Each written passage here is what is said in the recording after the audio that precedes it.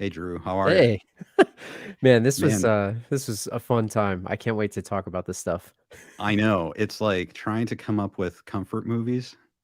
Wow, this is tough because I have about 1,000 of them, but somehow I narrowed it down to the top five. How about you? I, man, this was probably one of the hardest things I've had to do in a long time. Let me tell you, I sent this list to Badway and some other people, and they're like, "Oh, I thought your list was going to be shorter than that." I'm like, "Yeah, getting it to five was darn near impossible." Yeah, this is going to be like a ton of fun, and I think I can't wait to hear what you have to say, and I can't wait to hear what everyone has to say. Who's watching, and to get their favorite movies too. Tis the season for comfort movies. I think, right? The perfect time of year for it, that's for sure. Oh yeah, 100%. All right, Drew, what do you say? Should we start? Let's do it. Let's do it. That's the wrong one. All right, guys, here we go. Here's the intro.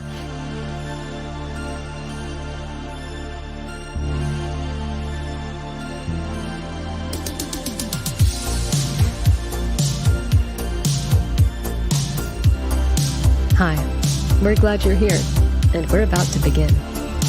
5, 4, 3, 2, 1.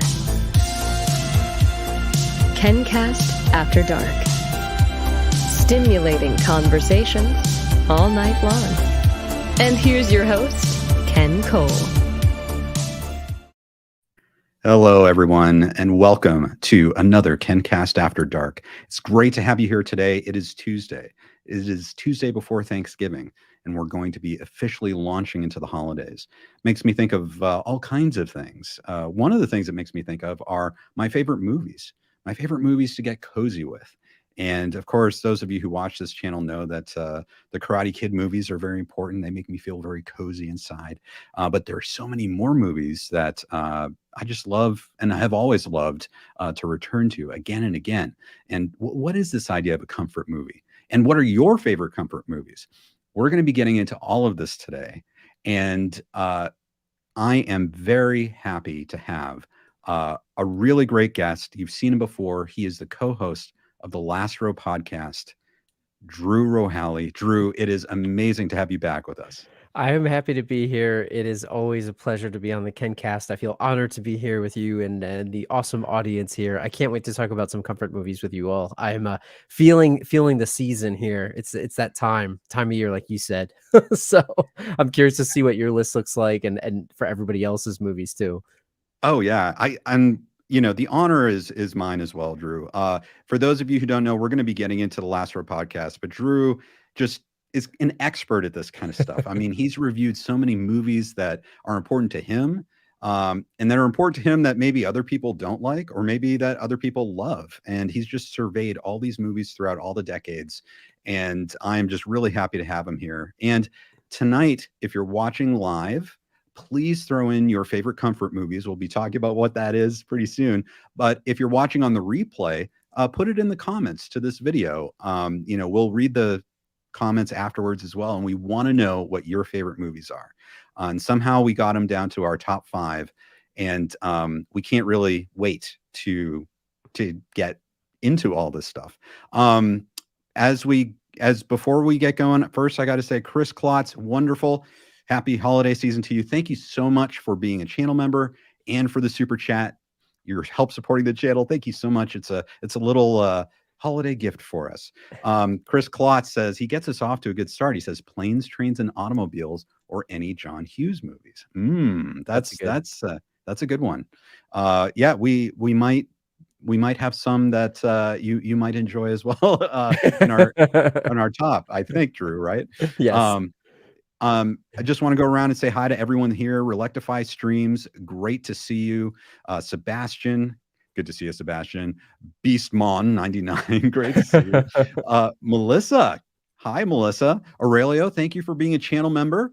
Hello, senseis. This should be interesting. How are we defining comfort?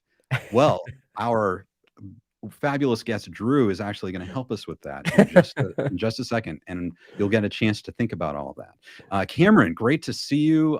Sebastian's tired. Oh, well, I hope you get some great sleep, but I hope you can stay up at least long enough to join in this discussion. It's going to be great.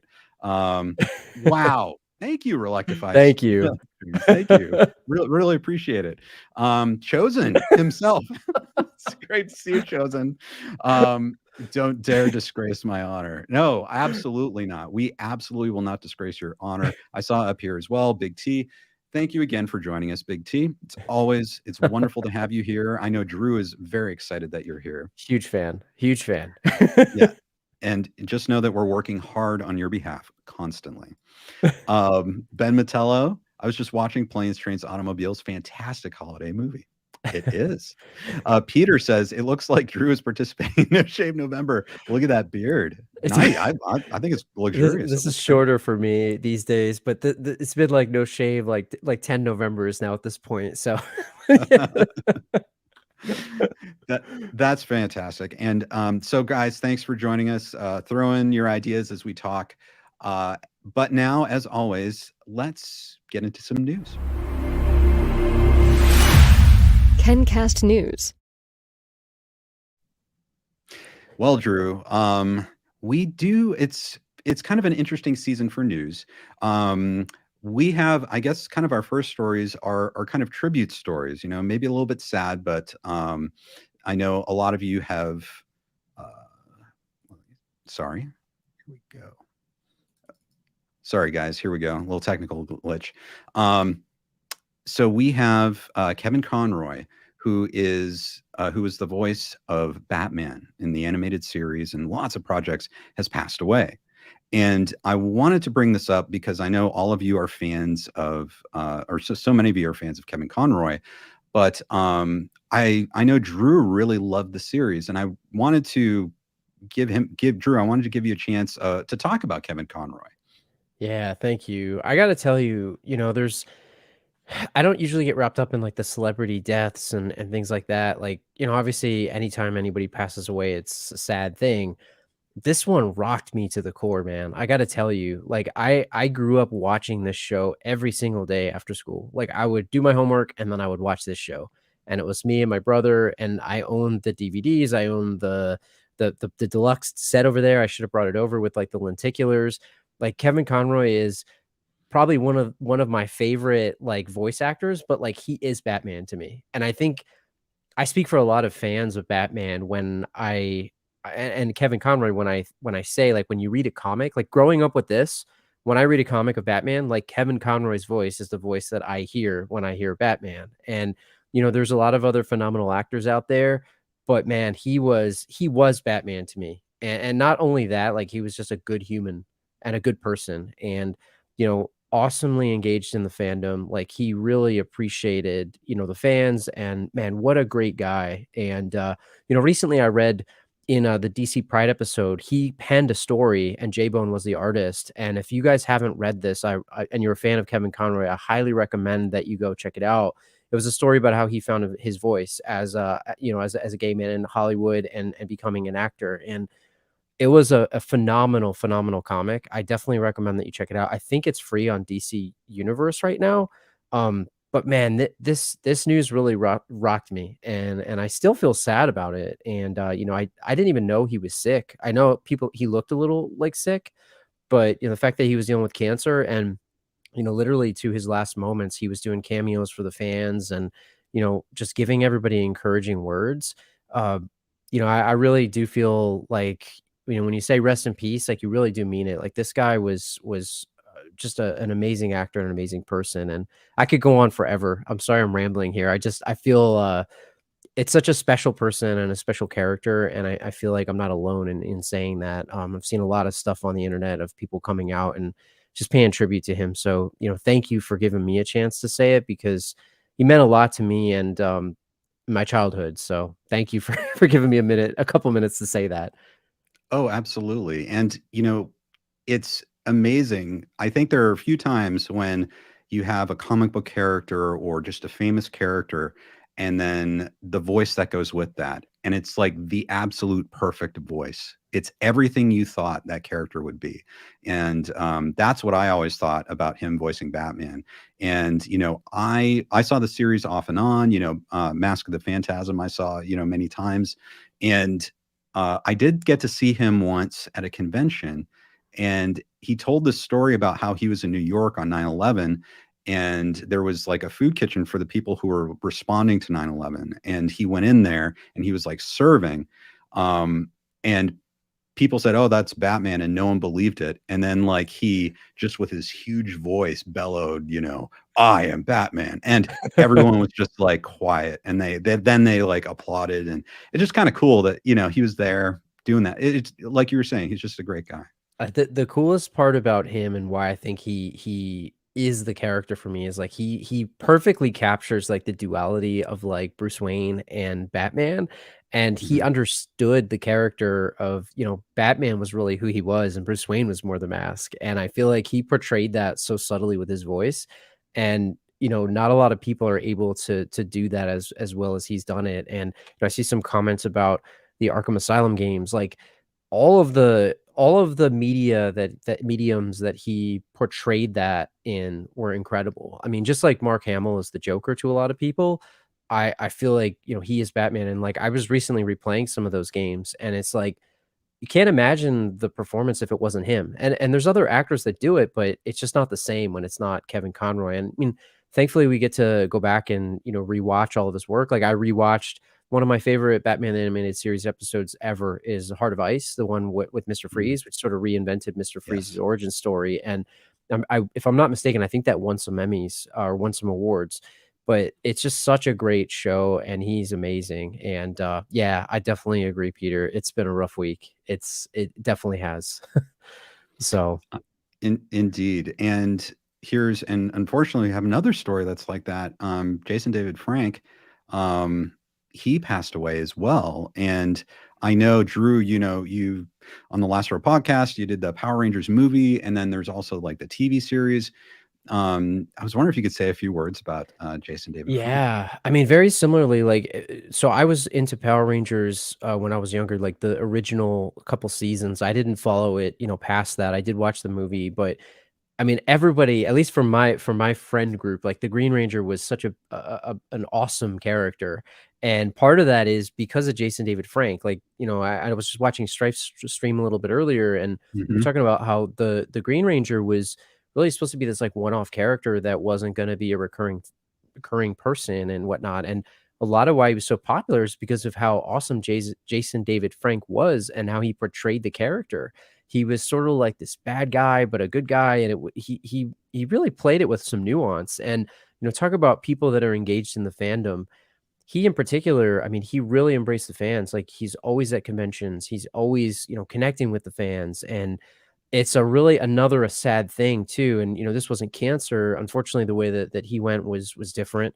And you feel for people that are going through that. So it's like it's so hard when people are dealing with, personal struggles, mental health. And, you know, if you're ever feeling that way, please reach out to a friend. I know that simplifies it, but it's sad to think about what he was going through. And, just really sad. I'll miss him too, because he was again another big part of my childhood.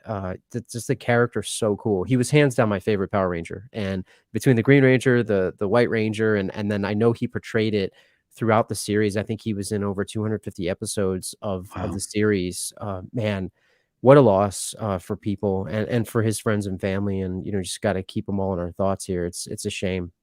Gone too soon. Yes, and right, Robana says Jason was in about 5 different Power Rangers series. Yeah. Really, really amazing. And yeah, it's just so sad. It's too bad that all this seemed to happen at once. Um, but I think that's you really gave us some great memories that you had, Drew, and it's something that I think all of us can go back and celebrate everything that they've done, like their work, and it's there, it's permanent. We can keep revisiting it, and that's great. It's wonderful, and so anyway, well, we'll carry them with us in our hearts, and as we move forward. Now, so as we're doing sort of like these tributes, it thinks about, it makes us think about what's close to our heart.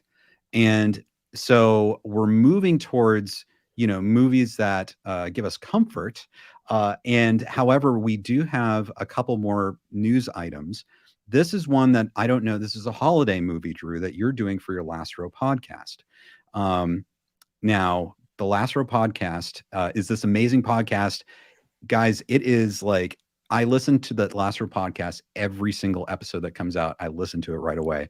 I eagerly anticipate it. You've got Drew here, and then Badway, who sometimes comes on, and it's just amazing listening to them speak about movies and then give their thoughts. Tell us a little bit about the Last Row podcast, Drew. Yeah, we tend to do a lot of 80s, 90s, 2000s, like rewatchable type movies, and we relive the movies in a lot of ways. We do a lot of comfort type movies, maybe not Geostorm, but but a lot of movies right. that you might have grown up watching. I bet some that will be on your lists today, Yeah. some other folks' lists. But we tend to just kind of live in the world of the movie. We ask silly questions and we kind of poke fun at it. It's not a traditional review show. We ask a lot of silly questions and break down what is a geostorm and how does that work. Right. So we've had up to 119 episodes. We have a new episode coming out this Thanksgiving. So as you're driving to your Thanksgiving feast, you can pop it on and check it out. We are doing a Thanksgiving movie, Last Row style. This is very much up our alley. Pauly Shore and the 1990s. So we will be doing Son-in-Law this Thursday. In fact, I posted a clip to our Instagram. If you want to check out a preview, check us out. It's at the Last Row Pod. And you can go listen to a short clip of the show that we have coming out on Thursday. But we had a blast talking about Pauly Shore. And it's our second Pauly Shore episode we did in Encino Man originally, way back in the day, and some in the 50s or something. But check us out on Thursday and let us know what other movies you guys want us to see us do. Absolutely. And if you're watching right now, if you check in the description, I've got links to the Last Row podcast. Last Row podcast also has a YouTube channel, so definitely check out everything at their YouTube channel. And everyone, thank you for joining us tonight. It's great to see all of your comments. We have some great reminiscences. Melissa says Power Rangers Mighty Morphin was a part of my childhood as well and will always hold a special place in my heart. Yes. Robana, thank you for being a channel member, Robana. I remember wearing out the VHS tapes of the Green Ranger intros episodes. Yeah. Yep. And Chosen says Jason deserves all his honor. That's very nice. And also, guys, we're interested in what you like for a comfort movie. Addams Family Values. Now, that's a movie I haven't seen in a long time. That's a great suggestion. I forgot that's Thanksgiving. I forgot about that. Yes. That's good. And Josh says today, 33 years ago, Back to the Future 2 released for me. Great, funny, and a comfort movie. Yeah, those Back to the Future movies are really, really fantastic. And Aurelio has a lot. Let's see. Ooh. Some great comfort movies in no particular order. Big, Groundhog Day, Back to the Future 1 and 2, Bill and Ted's, The Wizard of Oz, Rocky 3, and Superman 2. Wow, Drew, that's really interesting. Everyone's going to have to keep watching to see which ones made our top 5. And this was really tough. This was very tough. Yeah, that's a great list there. I have a lot of thoughts on some of those, so we'll see if they pop up again. But I like a lot of those movies. Absolutely. And then if you're thinking of comfort, I know for some of you the Star Wars movies are comfort movies. If you haven't seen it yet, definitely check out this video I did comparing Star Wars with our fan favorite series, Cobra Kai, and seeing what lessons Star Wars could learn, Disney Star Wars could learn from Cobra Kai. So if you haven't seen that yet, check it out. There's a link in the description. And Drew, I have to say, Flip the Script has a comment for you. Drew's channel is awesome. Great fun for any big movie fan. Thank you. I heartily agree. Thank you so much. Yeah, we haven't done as much video content, but we will. So if you guys are on YouTube and that's how you listen to stuff, you can still listen to our show on there. Hit subscribe, please. And definitely let us know what movies you guys like. We're always looking for stuff for the backlog. Thank you so much for the kind words. Absolutely. Definitely check that out if you like movies at all. Last Row podcast is amazing. All right, Drew, I'd say it's time for us to get into our main discussion for tonight. What do you say? I'm ready. Nice. Here we go. KenCast discussion. All right. Here we go, Drew. This is really something. I know you worked hard on this, and I did too. You know, if picking your favorite movies for comfort is a hard thing to do, It's a lot of work. It is a lot of work. it is a lot of work. And so before we get into this, Drew, let's talk about what is a comfort movie. And you did some great research, reconnaissance work on what a great comfort movie is. And you sent me a link to this article. And this is from MovieWeb, and they talk about the best comfort movies for the cozy season. And, this person, of course, they have their own preferences. They have a lot of movies that they like. But what do you think, Drew? What did you get from this? And if we were to define what a comfort movie is, what would you say a comfort movie is? It's interesting, right? Because I think there's a couple ways you could look at this. And that list was interesting because there's a lot of like romantic or sort of like rom-com type items.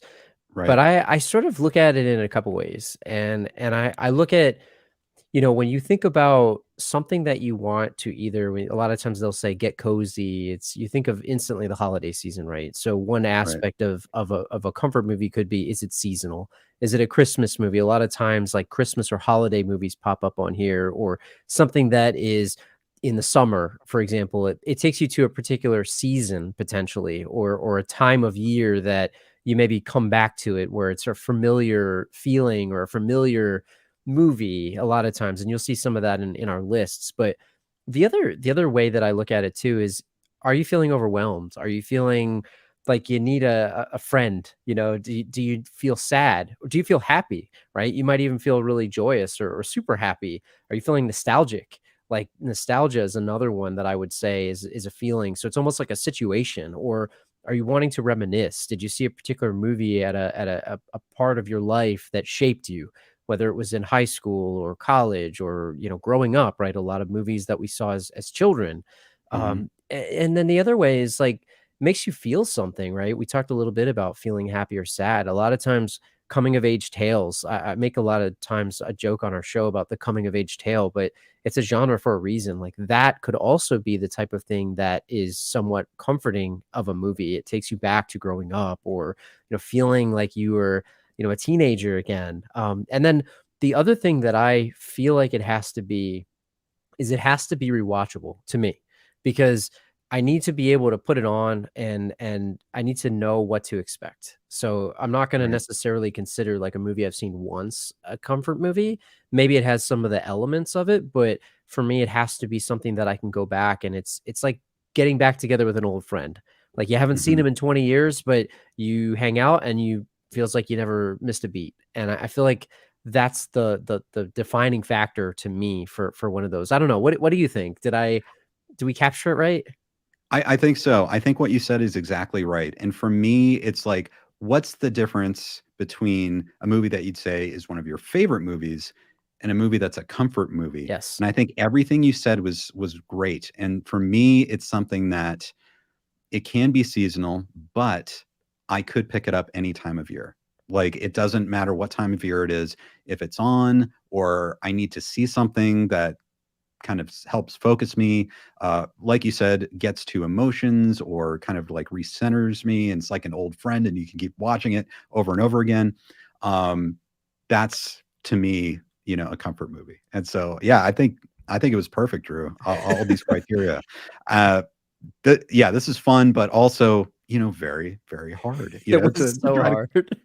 I Let's, Well, because I have a lot of favorite movies, but they didn't make my comfort movie list, and it's right, tough because I also feel like just because it's good doesn't mean it's a comfort movie either, and it's hard, right? Because I think to your point, it could be seasonal, but it doesn't have to be seasonal, and right, and some of these things, like you even saw in there, like The Notebook, like that's a rom-com, like that was on that list, but it's not really seasonal. But a right. movie like Christmas Story, a lot of folks have talked about that, right? That could really be both. It's seasonal and a Right. comfort movie. So it's tough. This list was so hard, and I might change it 50 more times before before we talk next.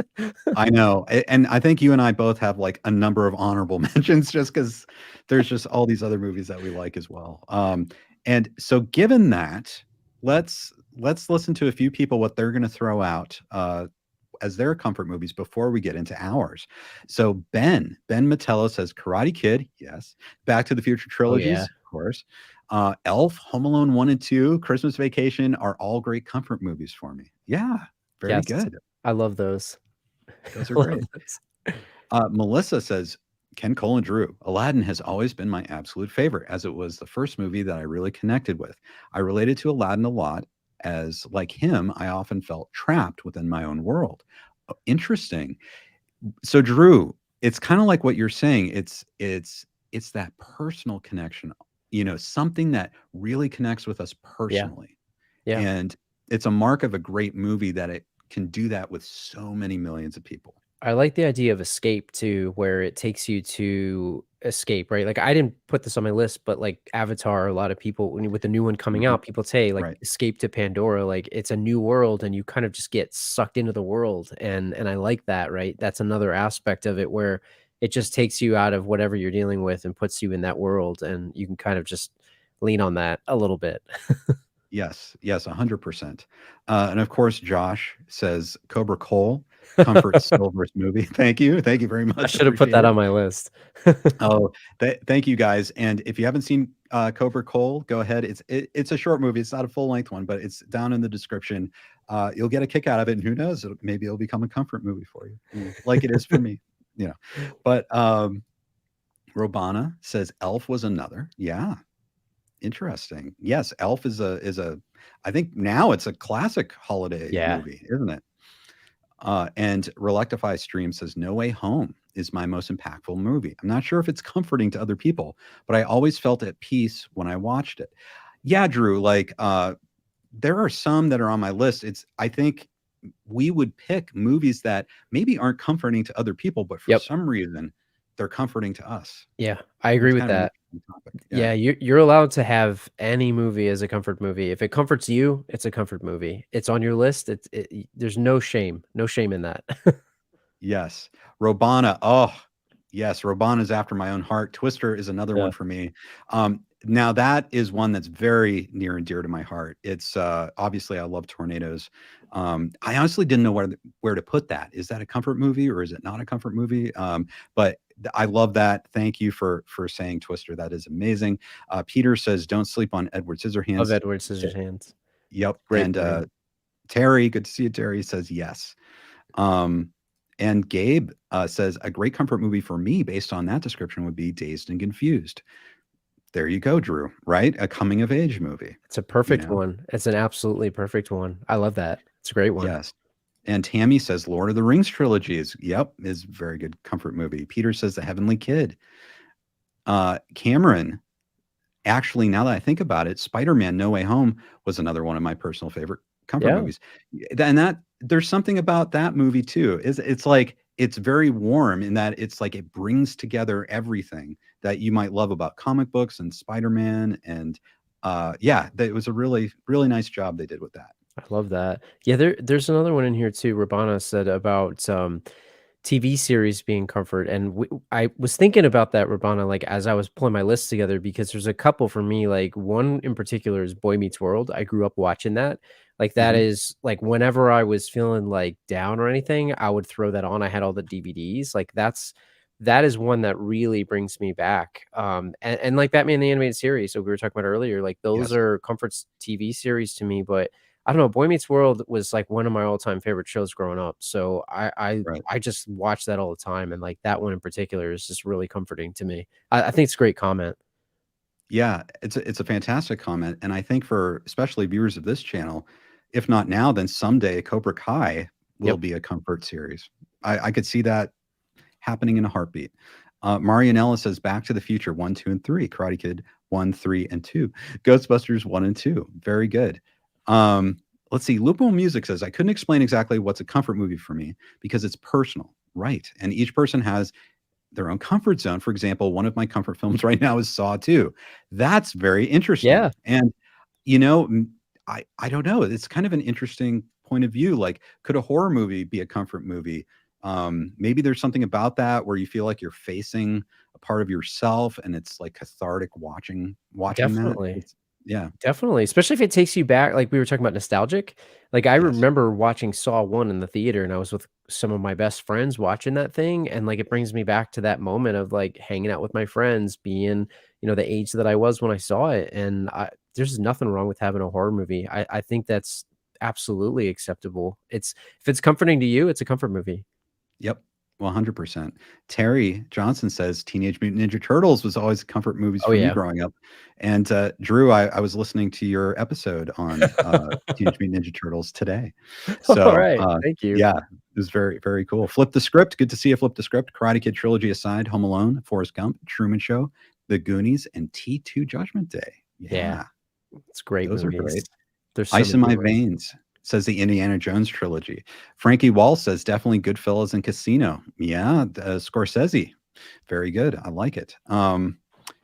All Valley. For me, I would say my comfort movie would be Star Wars Attack of the Clones, the Karate Kid movies, and it may not be my favorite Spider-Man movie, but I would say The Amazing Spider-Man 2. Wow, Yeah. very nice. And then Top Gun Maverick. Oh, That's a great call. Great dude. call, Ben. Amazing. Jay Wiggin, if you don't see Cobra Cole, you'll find Cole in your stocking on Christmas. Jay, oh, amazing! You're brilliant. Thank you. Jay, Thank you you're a very much. master of words. I got to tell you, I got to give you Yeah, credit. very, very good, very good. Thank you, Jay. Josh, Short Circuit. I love Astoria Oh, and Kindergarten Cop, Goonies, or Short Circuit. Little towns are amazing for comfort movies. yes. That's a really good point. Dude, so Josh, I was thinking that with Kindergarten Cop, the town in particular, and like all of those, and Short Circuit. I grew up watching those. That's a great comment. Like the town, the small town feel is another thing that puts you right back in. Even like talk about a weird one. Dante's Peak is kind of Yeah, comforting in that it's a small town, but it's a disaster movie, right? But it's sort of comforting in that it's a small town. I love that. That's a great comment. Great comment. 100%. Thank you. And then Josh says The Fugitive. Yeah, I love that movie too. Wonderful. Robana, there's one called Drumline I love. I know that one. Mhm. I know Yeah. Drumline. Yeah, that's good. And then Chris Klotz, this show is as good as it gets. Thank you. Thank you, Chris. Really appreciate it. Well, guys, thank you for sharing your movie thoughts and keep sharing them as we keep talking. Drew, I think it's about time for us to go into our favorites. So here's what I'm thinking. What we'll do is we'll go from ranked 5, 4, 3, 2, 1. We'll just step up towards our number 1. And when you introduce yours, I will go ahead, we'll play the trailer and we'll all watch the trailer for this movie together. And how does that sound? That sounds great. I'm so excited for the people watching to see what's on our list because you guys named some of them and I'm excited. Mm, I'm just excited. I'm excited to talk about these. I agree. This is going to be fun. All right, Drew, here we go. Our number 5 ranked comfort movies. Here we go. Very dramatic. Okay, so Drew, would you like to would you want me to play a trailer or would you like to introduce your movie for number 5? I'll say it and then you can Okay. drop the trailer. But I'm surprised nobody said this one yet. But this one Yes. to me is absolutely a comfort movie for a variety of reasons. But number 5 on my list is Mrs. Doubtfire, starring the one and only Robin Williams, the amazing Robin Williams. Love this movie growing up. I watched it so many times, and I won't say anymore. You can play it and then we'll talk about it. It's so good. Okay. Wonderful pick. All right, let's watch the trailer for Mrs. Doubtfire.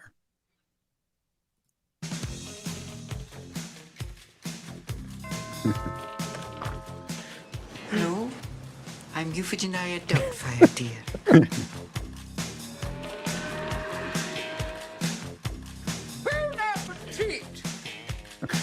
Like, how can you not love that? It's homework time. Robin Can't Williams. imagine what it was like being married to Daniel. He sounds like an absolute stallion. It was just him. I mean, it's literally just him riffing the whole time and improving. Yes. Like, I can't imagine how much unused footage exists of this movie, but that's one of my all times, and I almost put it Yeah. higher, but it's just Robin Williams is one of my favorite actors. He's so funny. Another person that died way too young. But man, what a great movie. It just brings me back. I watched that movie over and over and over. And talk about the town, the Right. feel of him being the the housekeeper, and then the show at the end. Like, I need that show of Robin Williams talking to me as Mrs. Doubtfire. That's comforting in itself, just having Mrs. Doubtfire to be your caretaker, I guess. So that's interesting. So you mentioned Robin Williams, obviously, and I agree with you. Robin Williams, forever has been my favorite actor, and there is something about him and his presence in the movies that's just very comforting. But in addition to that, you find the character herself, Mrs. Doubtfire, is very comforting. Yep. 100%. 100%. It's like So the combination of those things is hard. It's hard to, and plus, like, Pierce Brosnan is in it is great yeah, too. Like, the dynamic of him trying to win his family back. Like, there's like the emotional arc of it as well. There's just so much in that movie that it just does it for me. I don't know. It's perfect. It's got a perfect feel. let me ask you this. I know these movies aren't necessarily seasonal, but is there a certain season or time of year where you might tend to think about Mrs. Doubtfire? That's a good question. I guess I get nostalgic around this time of year, even though that movie, I think, happens in the summer and it's in San Francisco, so it's not Right. even like Christmas or anything. But I definitely think about that one maybe around this time of year. But I think, just because it doesn't have a particular season in the movie, I think you can watch it anytime. I know people are talking about Hook. That's another one Right. that I love too. Like, Robin Williams is just, I mean, even in that, he's incredible. That one's a Christmas movie, kind of, isn't it? Because it's during the winter, I think, in the UK. Like, they Yeah, fly it to the does. UK. I think, yeah, in the UK, that's around Christmas time. Like they have Christmas trees and stuff like that. Yeah. I Did Yeah. you watch Mrs. Doubtfire growing up? Was that, like, one of Oh, yours? oh yeah. Mrs. Doubtfire. I remember, if I remember right, that one, it took forever to come out on video. And this is like back in the 90s before DVD, these were VHS, and it took a long time. And then when it came out, we got it, and I must have watched it, I don't know how many times, It's so like good. 20, 30, 40 times. Yeah, love that movie. Loved it. Yeah. And it's And like young Matthew Lawrence too. There's like all kinds of actors and actresses in there. Sally Field, she's very yes, good. I mean, Pierce Brosnan's awesome in that too. It's just so great. Like, when he rips the yeah, Mercedes thing off of the front of the car, the symbol. It's like, I found this right. outside.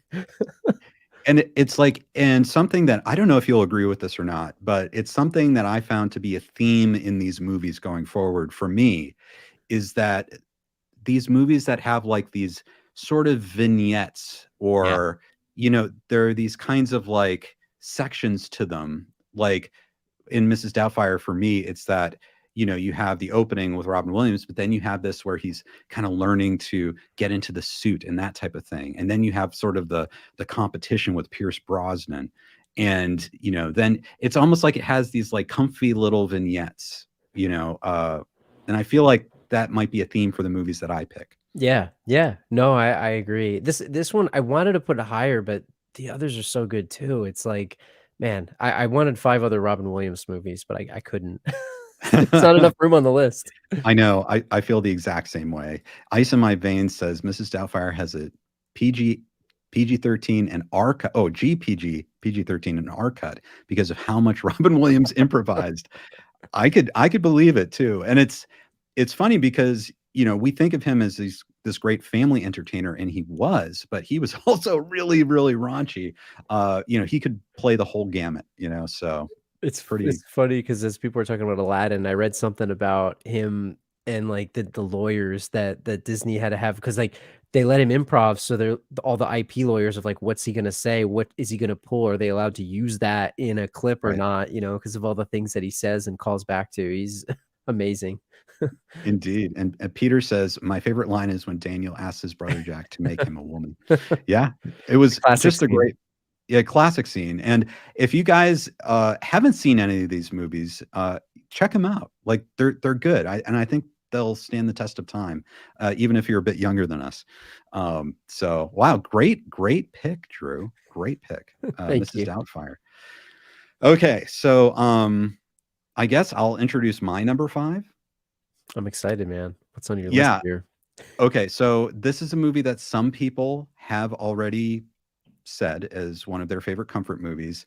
And this was really tough. And this could be, it could almost be placed anywhere on the list, but it is an absolute classic. It is A Christmas Story. Yeah, okay. So Christmas Story, I'll tell you something. And when I was young, I don't think the movie was a hit when it originally came out.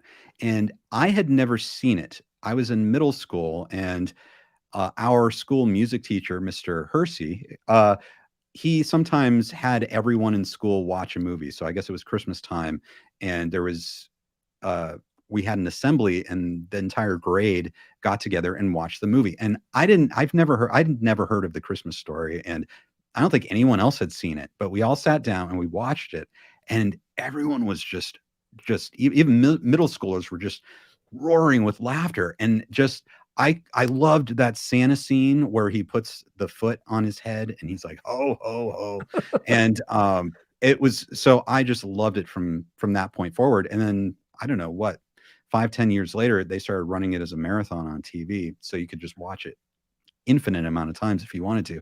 But the magic of that movie is that I think everyone can relate to that on some level. And on top of that, it's like built-in nostalgia. Like, it was nostalgic for an earlier time. Like, I think it took place in what, the 40s or 50s. And so it already had that built-in nostalgia for that time. But as we get older, you know, we look back at the holidays and we can feel nostalgic for the holidays and can relate to that, and can relate to our family members. There's just a lot of truth in that. Yeah. And kind of like I was saying before with Mrs. Doubtfire, this one definitely, it had its like vignettes, that little cozy sort of life vignettes, little stories within the movie. And yeah, if it's on television, it's like one of those that you just have to just keep watching. You find yourself watching way more than you anticipate, and you know, you have to make yourself go do something else if you need to do something else. Yeah. I don't know. That's my thought on Christmas Story. What do you think of Christmas Story? So it's funny because I didn't see this one growing up until they started showing it on TV. It was one that I watched. You know, we watched other Christmas movies growing up, but this one in particular, I watched when they did the 24-hour marathon, and that's how I got into it, because it was always on, you know, for the 24 hours that it was there, and that's how I got really into it. And I think it's a fantastic movie. What about it makes it comforting to you? Is it the time period? Is it the nostalgia aspect of it? You nailed it when you said it, but like, is there a particular thing that stands out to you that's like comforting? Does it take you back to a time? I honestly felt like I could really relate to Ralphie, you know, Yeah. and everything he was going through, like, for, you know, wanting something really bad, and, you know, disappointment, you know, bullies, and, you know, kind of resenting your parents in a way. Like, there's that Mhm. really funny scene where you know, he said, you know, fudge, you know, and his mother washed his mouth out with soap. And then he had this fantasy, like, that it was kind of like this revenge fantasy where he, you know, was blind, and everyone's like, "Oh no, Ralphie, you're blind. How did you get to be blind?" And he's like, "Soap poisoning." And, you know, it just made them feel horrible. And I just, all those little things are just so relatable to me, Yeah. that I could connect with. And it's weird. I think everyone in the previous generation could connect with, you know, it's like universal. Yeah. Yeah, it's a great pick. I didn't put it on my list, but it was close. Yeah. It's hard because, like, I agree with everything that you said, though. I think it's a fantastic movie. I think that's one that most people would also agree that they put on their list because it's such a classic. Yes, yes. Terry Johnson says, "Ho, ho, ho!" Indeed. Jay Wiggins says, "A Christmas Story is in a four-way tie for me, my favorite Christmas movie, along Yeah. with Home Alone, Christmas Vacation, and A Christmas Carol, 1984." Very good. Melissa says, "Did you know that they're making another Christmas Story with Ralphie as an adult?" Yes. And I think it's out, and I haven't seen it yet. I haven't either. And Drew, yeah, I don't know, Drew. So we're kind of getting into territory that maybe is good for a last row podcast, but I'm not so sure. They made a Christmas Story 2 that was like very cheap. It had Daniel Stern in it. It was direct to video, something like 10 years ago. I don't think that was well received. And now there's this one. It's with Peter Billingsley, like he's majorly involved, and it has all the cast from the original movie. I'm a little cautious though. I don't know. How do you feel? I will watch it if I get the chance because I feel like if it's not free, but if I get a chance to watch it and it doesn't cost me too much time, like it looks like something that's interesting. I love Daniel Stern, but you're right. Like I've never seen the second one, and I probably won't watch it.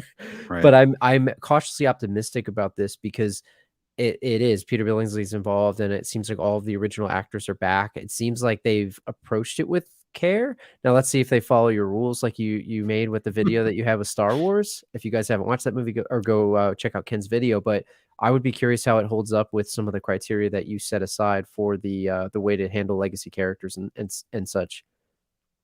Well, now Drew, we've got Terry Johnson, who's seen it. Says it's good, Okay. Ken, worth watching, very hilarious.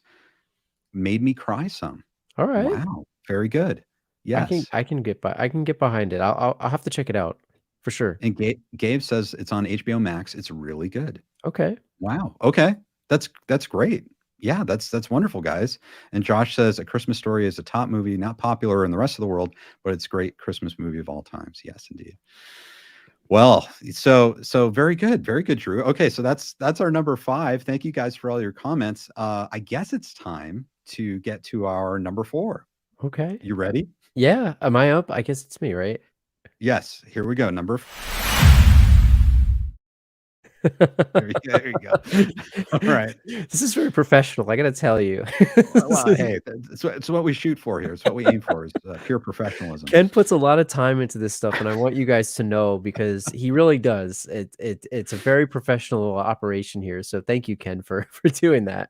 Oh, it's my pleasure, Drew. It's my pleasure. If we can somehow communicate our comfort better to the masses, then it's all worth it. So. Oh man, number 4. Okay, so this one is another one where like it's so hard to do a ranked list because all of these things could on a given day could be in any order for me. But Right. number 4, I saw a couple people put this in the comments. I am a huge Bill Murray fan. I love all of his movies. You guys can probably guess where I'm going here. It's another one that's somewhat seasonal, but it is Groundhog Day because I Yeah. love this movie. So we'll talk about it in a second, but definitely it was hard. I wanted to put it higher, but it's number 4 for me. Okay, let's watch the trailer for Groundhog's Day. Wow. Oh my gosh, what a great pick, Drew. So tell us why this is on your list of comfort movies. So I think someone said this earlier and I forgot the name and I apologize, but the whole piece about small town feel. So I live in Pennsylvania. I don't live in Punxsutawney, Pennsylvania, but I am from Pennsylvania and I live here. And it's kind of funny because like I don't live in a small town like that. I'm in a more urban setting, but it's like that small town feel to it and something about the repetition of the day. And it could be a nightmare, right? Being stuck in there as he comes to find, but the time of year, like the snow, I man, it's hard, man. It's that, and then also Bill Murray, like something about him is comforting to me with the like sarcastic jokes and the way that he sort of carries himself in the movie. And Punxsutawney Phil, like the little groundhog, is just like there's something about it. And that just like I said, the repetition of the movie. So it gives you that nostalgia feeling, it gives you the seasonal feeling, it gives you the sort of sad, happy, and sort of excited. You get all the emotions in this. And it's just a really underrated movie. Like I think a lot of times, or at least in my experience, people always go to his other movies, but this one to me is underratedly like maybe his best. And when you think about behind the scenes with like the fallout that he had with Harold Ramis during the filming of this is also a whole nother aspect of this that you just kind of like appreciate too. So I don't know. I watched this movie over and over. I own it on DVD, and it's one that if this is on, I'm gonna stop and watch it. And I think you can watch this any time of the year, and it's gonna entertain you. So I don't know if you agree. Oh yeah, 100%. Totally agree. I love this movie, and you can watch it over and over again, which is kind of, in a way, it's a bit of a paradox because the movie itself is like repeating over and over again. One thing you said I thought was really interesting. It's like one of the things that appeals to you about this movie is that it really makes you feel a certain season, a certain Yeah. air, like a crispness in the air, like wintertime. Like it's able to make you feel that. Yeah, yeah, because I mean, throughout the movie, there's snow, there's the blizzard, right? That's the whole thing. Yep. They're getting snowed in and they can't Yeah. leave. If you're about to get snowed in, maybe you put this movie on, Yes. and you put a fire on and just kind of cozy up and watch this movie, and it has that. It's like a warm blanket to me. It's, Mhm. and a hot cup of tea or something. I know that sounds really, really cheesy now that I said that out loud, but it really does feel that way for me. And I feel like this movie will always make me feel comforted for whatever reason. And the character arc that he has to go through, he's this, sarcastic jerk. And by the end, he kind of becomes somebody that actually cares about people. That arc as well, and the emotional journey he goes through makes you feel something in your core. I don't know. That's how I Yeah. feel.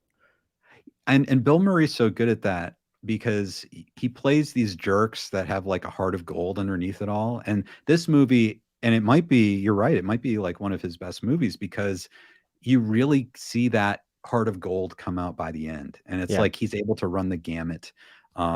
Wonderful, Andy McDowell, great job. Chris Elliott. Chris Elliott's Uh, awesome. oh, awesome. It might be his best movie performance too. And really an amazing movie.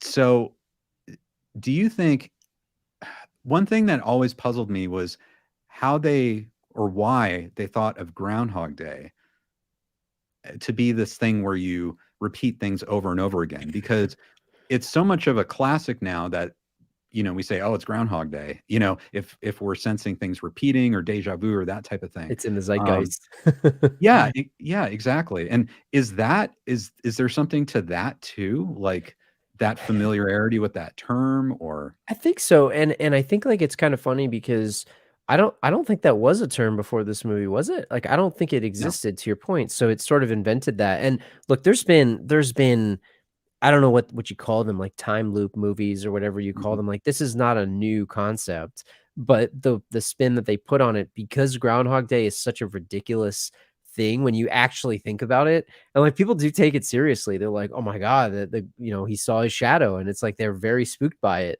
And Right. maybe the absurdity of the whole event and the fact that it is in this, like, he's this big time weatherman going to this small town, and the absurdity of that, it adds a little bit to it, but that's comforting in its own way too because it's so ridiculous, and the, like, the bed and breakfast, like the whole town, just it's like a warm blanket. It's makes me feel comforted. Oh, 100%. And you did mention the tensions between Harold Ramis and Bill Murray, which I always thought was so fascinating because Yeah. this wound up being such a good movie that you don't sense that there's anything in this movie like that, Aurelio says, "Great choice, Gru. Thank you. Groundhog Day is a classic." Flip the Script says, "I love Groundhog Day, but it can get a little repetitive." It can, and it's one of those things where it's like, oh, it's repetitive. There's like a point in the movie where you go, oh, it's just going to keep repeating, but like soon after that, it really just doesn't matter. You just want to see it again. You want to see him try again. Yeah. It's Everything he does is a little bit of a different spin on it, like, especially when he's trying the different lines out on Andy McDowell's character and, like, "Drink to world peace," and, "Oh, that's stupid," like, all the things, like, when he goes from completely disenfranchised or disenchanted to, like, then he's trying, and then he's just so, like, "Oh my god, whatever, I'm gonna die," like, all the suicidal, like, moments. y- It's so yes, comedic, it's ridiculous. it Very it dark. totally is.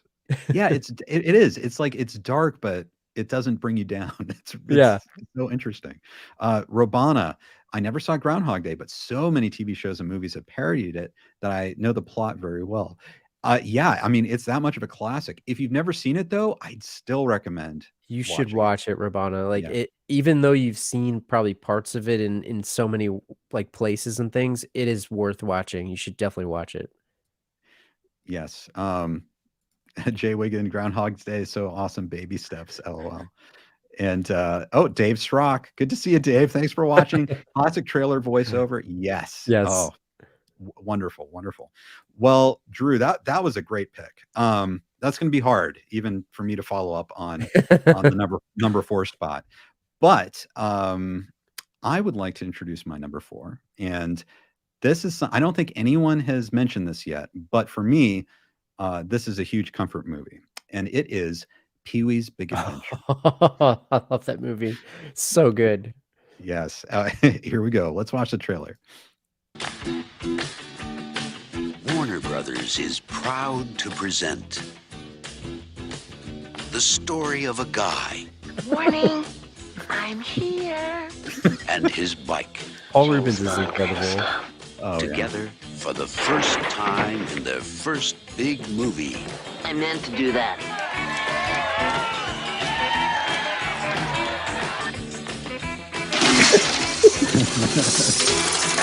I say we kill it.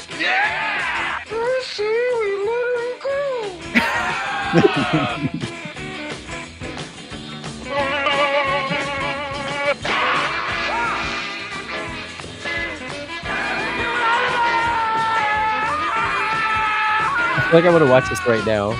Yes. Merry Christmas!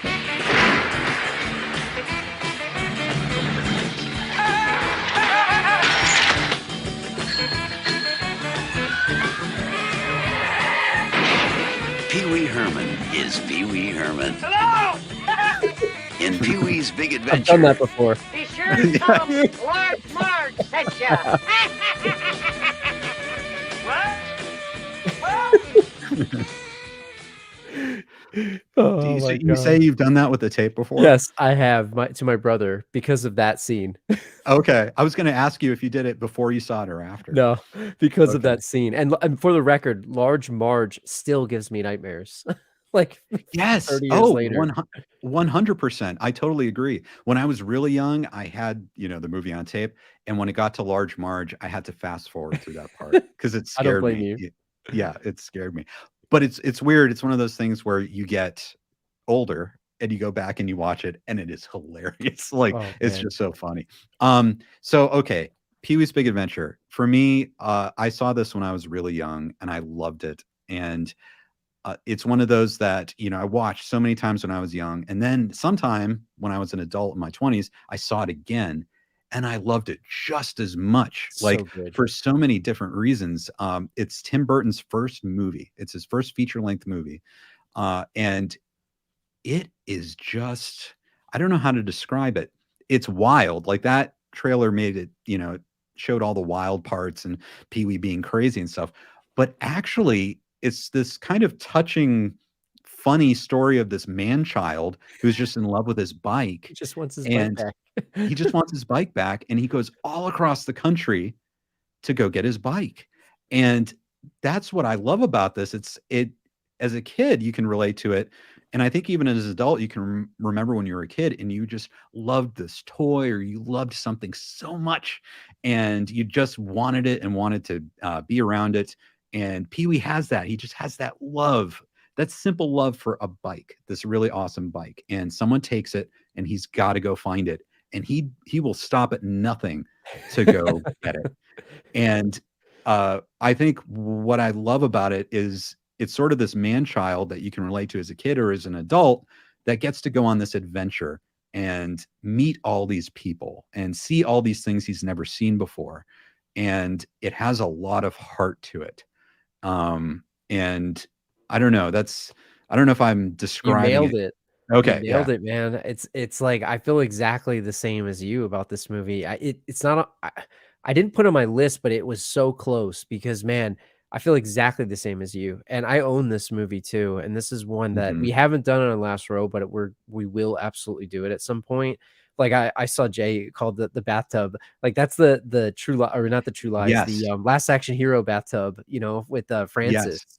and like the rivalry between him and Francis. And there's so many iconic moments in this movie. When you talk about comfort, like the nostalgia of it and just bringing you back. Like I vividly remember certain scenes, like when he's saving the animals from the burning pet shop, like Yes. it makes you feel a certain thing. And I agree with Peter too. I actually like Big Top Pee-wee. I think it's a good movie. It gets a lot of crap, but I think it's a good movie. I don't know. Did you watch the show? So did you ever watch the I did. show? I used to watch that growing up, and that's like another Yes. reason why I resonate with this so much. And it's got Tim Burton's fingerprints all over it too. I mean, you can see him feeling himself out to try to get his style, you know. I love this movie.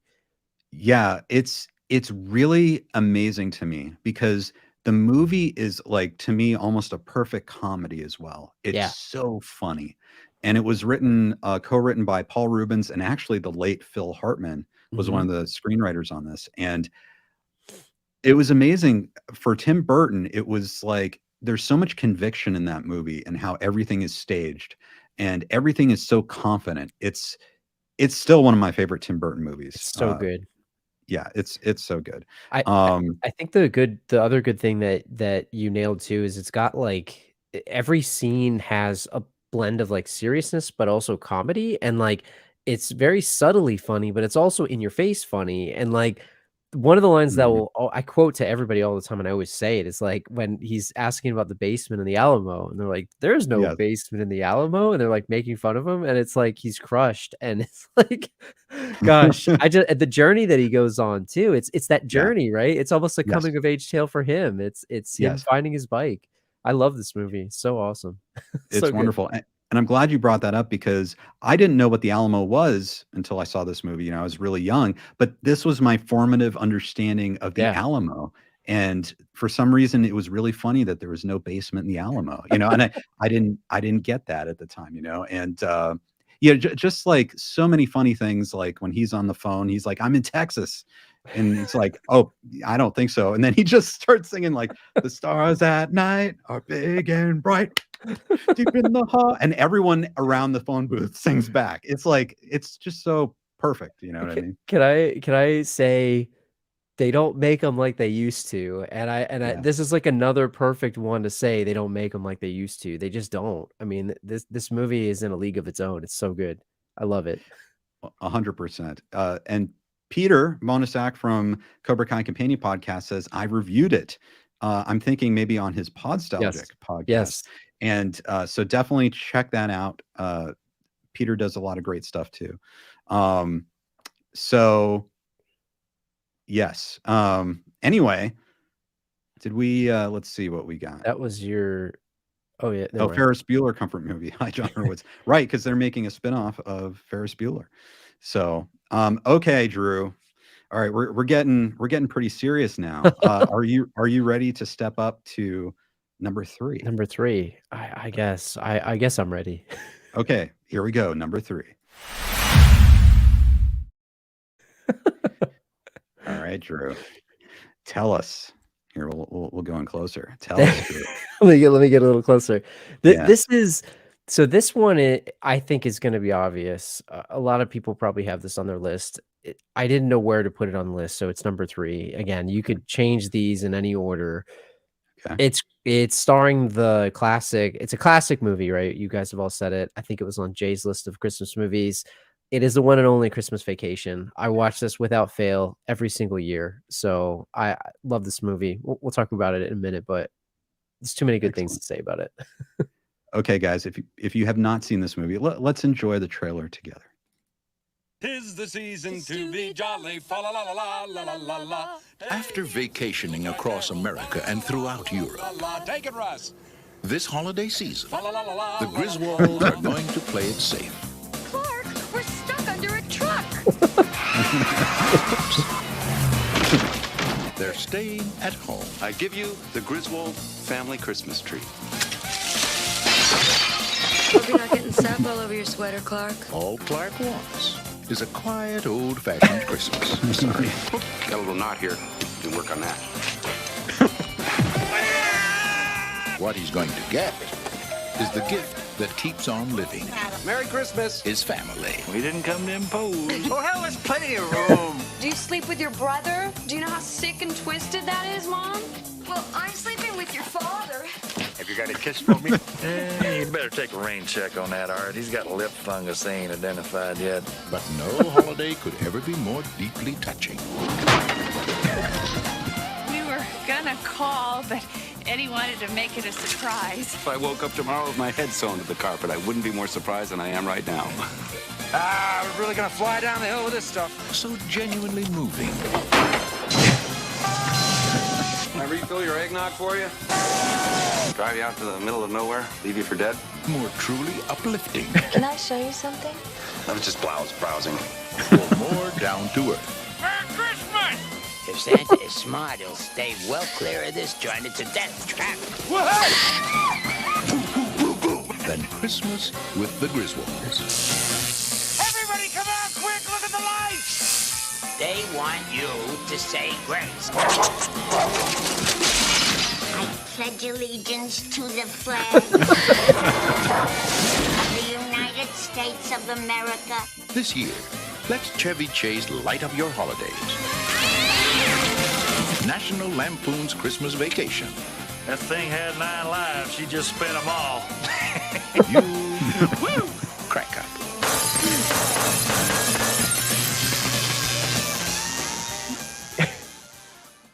Wow, great pick, Drew. Great pick. It's almost like a Wow. cheat code in a way. Like it's almost like a cheat code because it's I don't know, man. This movie has it all for me. So it's got, and we talk about what makes a comfort movie. It's got the nostalgia aspect of it. It's got the seasonal aspect of it. It's got the relatable aspect of it where, you know, you can all be in like you mentioned it when we were talking about A Christmas Story. Everybody's either been Clark at one point in their life. They've been one of the kids in one of their life. Hopefully you're not Cousin Eddie at all at some point in your life. Right. But I mean, like there's so much about this movie that everyone can relate to, and the whole like getting together for the family, and like the fact that he has this grand idea of what he wants the holiday to be, and like people build these things up and it's never like what you want it to be. And I don't know, it's just like it's got the perfect blend of everything. And I love the neighbor with like was it Julia Louis-Dreyfus and Yes. the whole like aspect of like the neighbors.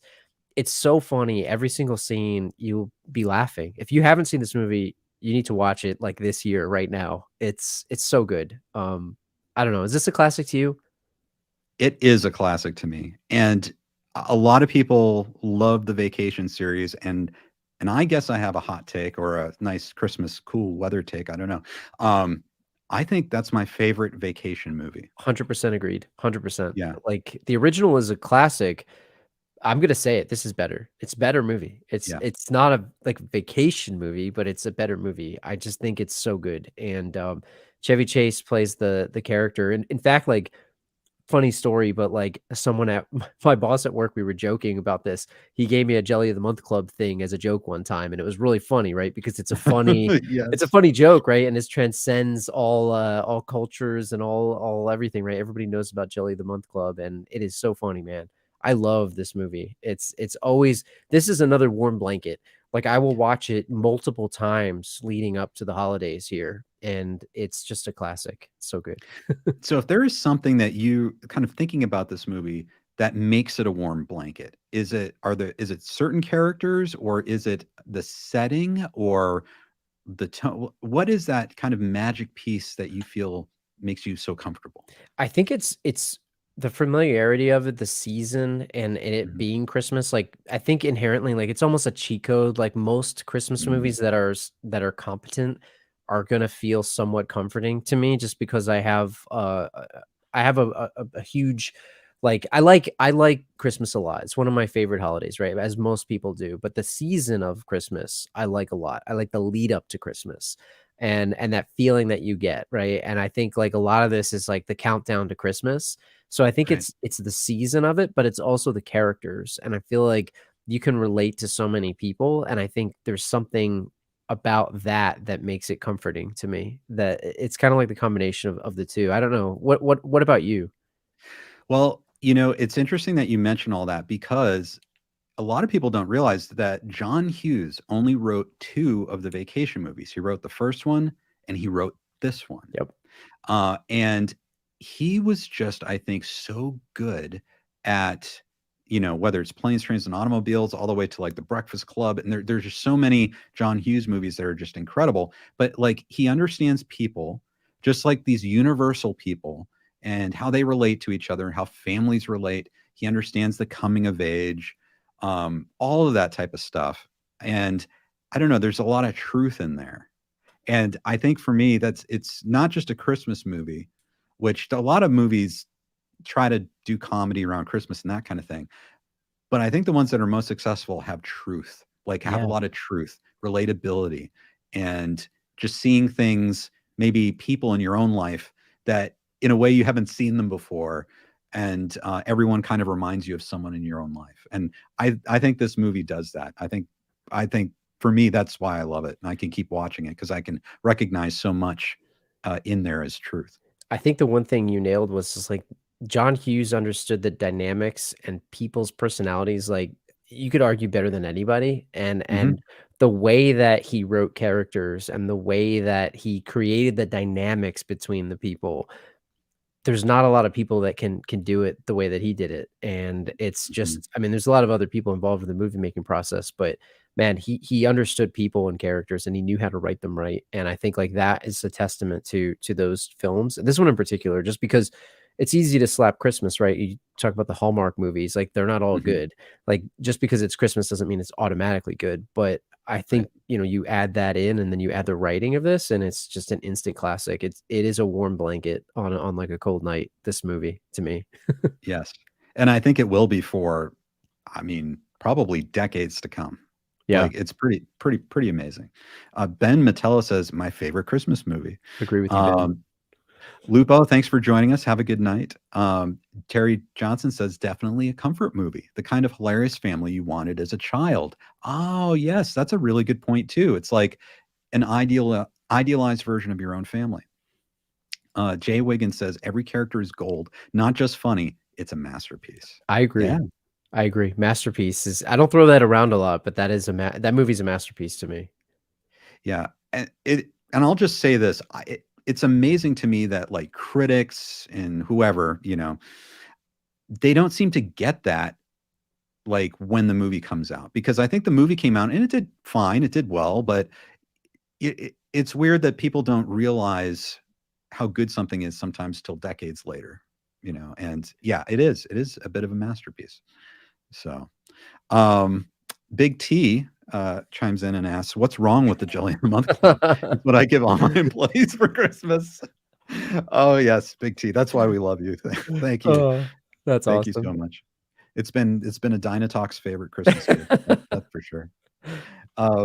Okay, so I guess, is it time for my number 4? I think or you're number right. 3. Number Sorry. 3, right? It's my number 3. Okay. So this is different. This isn't necessarily related to any holiday, but it is, and I'm going to cheat a little bit on this, Drew. I'm going to be honest with you. I'm going to cheat a little bit. It's It's your not show. just You're one allowed. movie. Okay, all right. You're allowed. I'm going to throw in like the series of movies. So I'll just say, because it could be any of them, you know, and, you know, although the first 2 are my favorite, it's this Christopher Reeve Superman movies. Yeah. Oh, That's classics. Always can go back to them. I'm going to play the trailer for the first one.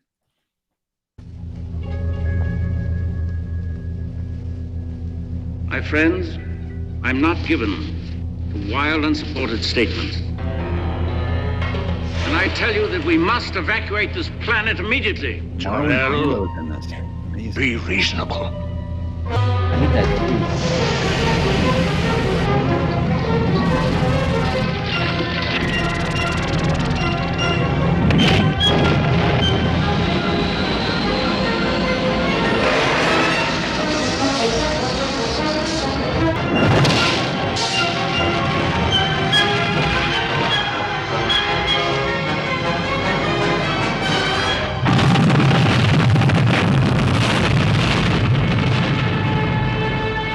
In one tragic moment, that world was destroyed. But there was one survivor. It's in Peter, I agree with you, Peter. Because of the wisdom and compassion of Jor-El, sent us his only son. His name is Kal-El. He will call himself Clark Kent. But the world will know him as Superman. This year, Superman brings you the gift of flight. Superman, the movie.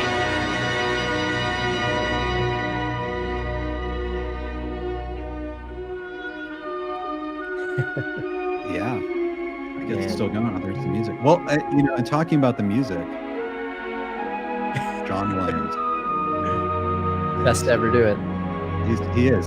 And I have to say, I think John Williams, he's done almost all of Steven Spielberg movies. He's done so many others, and he did the score for Superman and the themes for all the first 4 movies. And there's something about John Williams, I think, that's also very comforting. It's Yeah. like he knows how to score things, so it's very familiar. You feel like you're at home. You feel all those wonderful emotions. He knows how to push, your emotional buttons in the perfect way. And so I think that's maybe a big reason why these Superman movies are great. Obviously, for me, it's just the heart in the production. It's the characters. Christopher Reeve is absolutely amazing. He's just so sincere. And he was only, I think, 24 or 26 years old when he played that, but he seemed much older. Like he had just that kind of maturity, and you just feel like he wants to help, and he's a good guy, and you can get behind him. And his relationship with Margot Kidder as Lois Lane, just all these really great characters that come together and kind of face adversity together. And of course, you get into Superman 2, and I love the villains. And of course, Zod is and his gang are fantastic. And so I don't know. For me, those first 4 Superman movies with Christopher Reeve, they're not as good towards the end, but I still will watch Superman 4 and Superman 3 as much as I'll watch the first 2. I love them. I don't know, Drew. What do you think? Dude, you perfectly encapsulated that. Like, I don't have it on my list, but it darn near could be. And I almost did, because I feel like you nailed it. Like, Christopher Reeve is Kal-El, and the way that he nails the character. I mean, people talk a lot about the newer Superman movies where they kind of missed the point of the character, and I know they were trying to do something different. I like Henry Cavill. I personally think he's awesome, and I'm excited to see him being Superman in the future if Right. what they say is true. But Christopher Reeve is on another level. He embodies that character, and the music too. Like, the second the music came on, like my Yeah. skin like tingled. It's John Williams, and I think you nailed the piece about John Williams just having sort of comfort in itself. Like, any music, if I think about like Indiana Jones, like listening to some of those theme songs, like he's the master of the theme song and bringing you back to a moment. And I hear that song, I instantly think of Christopher Reeve flying in space when I hear that music. And I actually like The Quest for Peace. I know it's not a good movie, Yeah. but I really like that movie. It's a fun one to me. As a kid, I saw it and I loved it because it's Superman. Like, who doesn't like that, right? Right. Yeah, I agree. Like, as a kid watching it, it's Superman 4. The third one was weird because it didn't have Lex Luthor. It had Yeah. like some other guy, Webster. Richard Pryor, right? It had Richard Pryor in it, and Robert Vaughn played the villain. But then in Superman 4, Gene Hackman came back as Lex Luthor. And yeah, you got a sense that they were trying to go back and do Superman 1 and 2 again.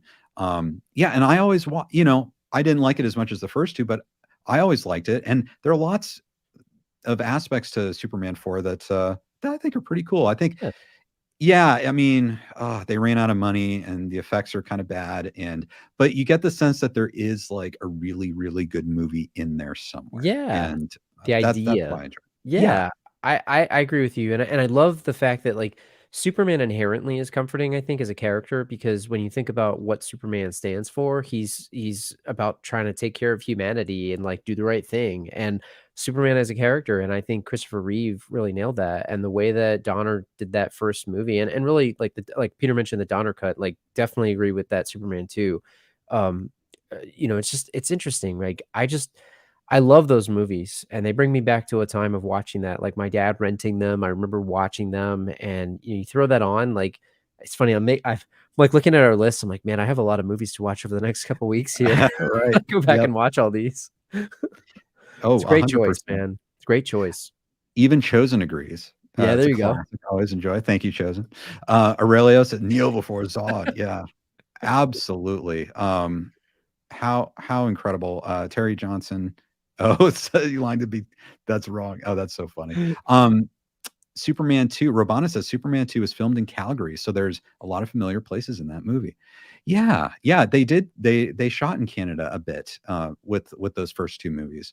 Flip the Script says John Williams' score provided so many of the feels we experience in these great movies. 100%. Yeah, he honestly, guys, like I love movie scores, and I'd almost love to go see John Williams on any day more than any other band. Like any band, any popular band or classic band, if they had a concert, I'd almost rather go to a John Williams conducting concert. He's just incredible. That's just me. He's Melissa, retiring, right? I think I saw he's going to retire from scoring films this year, I think. I think he said that Indiana Jones could be his final movie. Like he's planning on it, not counting, he's saying anything's possible, but he thinks Indiana Jones might be his final movie. Which is, it's too bad. Melissa says Superman was absolutely incredible. Christopher Reeve truly made Clark Superman come to life. He was a real hero right up to the end. He's one of the guys that helped us believe in heroes. Yeah. Very well said. Very well Very said. well said. And Drew, help me with this, because I know you've seen a lot of Marvel. I've seen a lot of Marvel. I've seen all these DC movies and everything. I feel like a lot of them haven't nailed what they did originally back in 1978 with like the sincerity and just the heart. Maybe the closest might have been, like, for me, maybe the first Wonder Woman movie. Yeah. I felt like she was kind of that same character. But a lot of superhero movies haven't really gone for that tone, or I don't know. What do you think? They tried to, I guess, I definitely agree with you on the first Wonder Woman, because she was sort of like that otherworldly, I don't know, but almost like larger than life, like innocent person, sort of like alien in a way, right? Because she's from Themyscira. Right. But like maybe the original Captain America tried to do it a little bit, where he's, he's like very much a idealistic person. But Right. I agree with you, like, and I think that's one of the complaints against a lot of the DC movies, right? They're darker and stuff. I mean, Batman's just inherently going to be that way.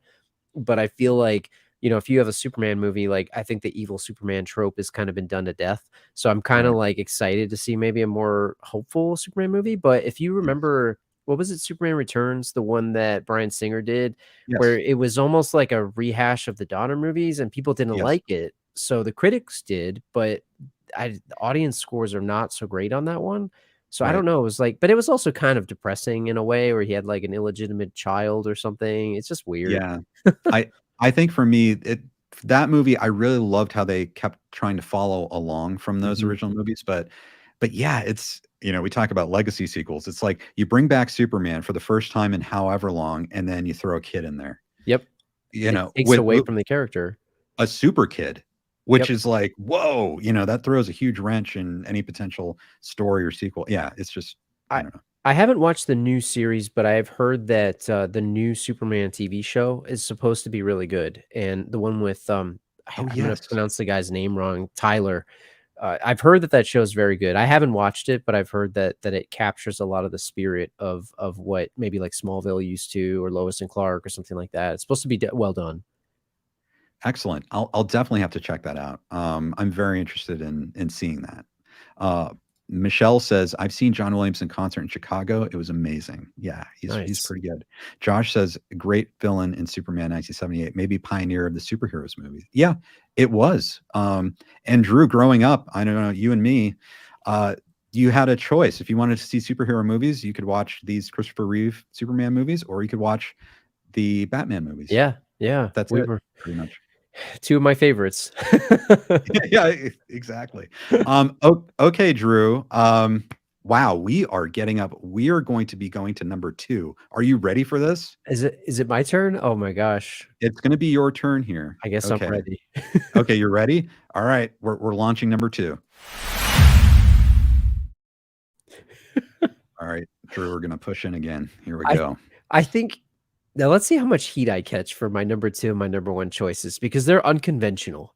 These are very unconventional comfort movies. So I'm just gonna, I'm gonna put this out there, everybody. Don't beat me up over these, but they're not ones that you all have named, and they're not ones that I think you would traditionally watch. But hear me out on these.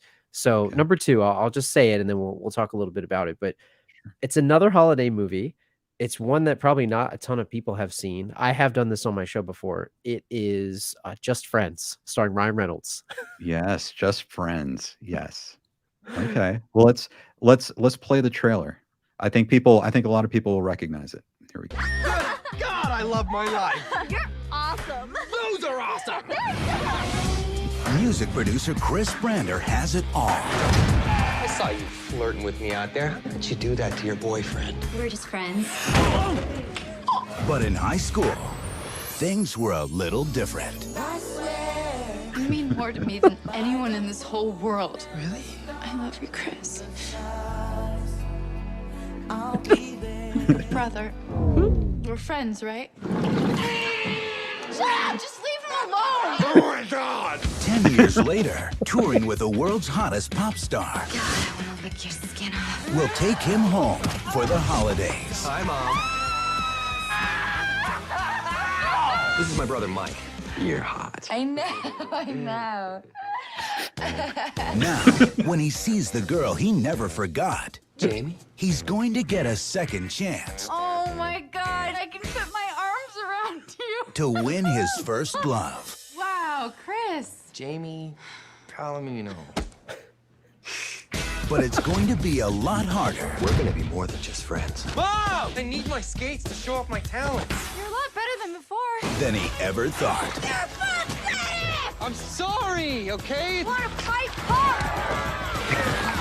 Don't worry, Chris, you're gonna be fine. Jamie Palomino. Dusty Dinkelman? I can't compete with this guy. You see him play that guitar? It's like he has 50. He's like an all-time villain here, by the way. Outfit, by the way, rock and roll. That is so cute. I just want to eat you both up. New Line Cinema presents Not the same person I was in high school, pal. You'll always be fat to me, Chris. Ryan Reynolds, Amy Smart, Anna Faris, and Chris Klein.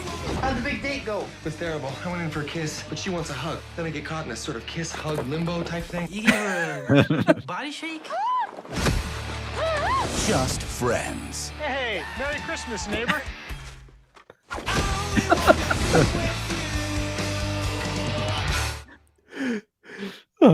Hear me out on this one, you know? Absolutely. Yes. So tell us about this. And you have done a whole episode, as you mentioned, in the Last Row podcast about this. I did. So if you guys haven't seen this movie, you're missing out. It's a very, very underrated. Thank you, Gabe. I 100% agree with you. It's one of those. I saw this in the theater. Like, I remember watching this. I'm a fan of Ryan Reynolds. I think he's funny. I like him as an actor. And I remember watching this in the theater, and I was trying to convince a friend of mine to come watch it with me. He's like, the movie looks dumb, whatever. And now I've sort of had him come around on it. But we did this episode on our show, the Last Row podcast, and we talked about Dusty Dinkelman. So Chris Klein's character is like an all-time classic in this. He's a classic villain. We put him on the R villain scale. But this movie has it, man. It's got the small town feel. He goes back to his hometown in New Jersey. It's a holiday time, right? 2 cheat codes right there. And then it has some amazing characters, like the dynamic between him and his brother. And the way that the story goes, he doesn't want to go home. He's too big for the town now. So it's him returning back to his home and him sort of experiencing Christmas with his family and the situation where he doesn't really want to be there, and trying to get back with Amy Smart's character. So it's got everything. And, it's not like a classic in terms of how like it's been around forever or anything. I think it came out in the mid 2000s, but it has all of the elements of the things that we're talking about. And it is a very smartly funny, stupidly funny movie too. It's well done. You've seen this one, right? Have you? Yeah. Yes, I have. And I'll be honest, like when it first came out, it's one of those movies, guys, where I don't know if you pay attention to critics or whatever, but like it comes out and it gets mixed reviews from the critics. And, I at the time went, oh, okay. I'm not going to go to the theater to watch it. But it was on TV one time. And I'm like, okay, I've obviously had seen Ryan Reynolds and things, and Amy Smart, Anna Faris she's fantastic. And I'm like, okay. And so I put it on. And it was one of those that I just needed to keep watching. And I'll say this, Drew, and help me out on this. I really felt like I could relate to a lot of it. Yes. Like it felt like the emotions people were going through were very truthful.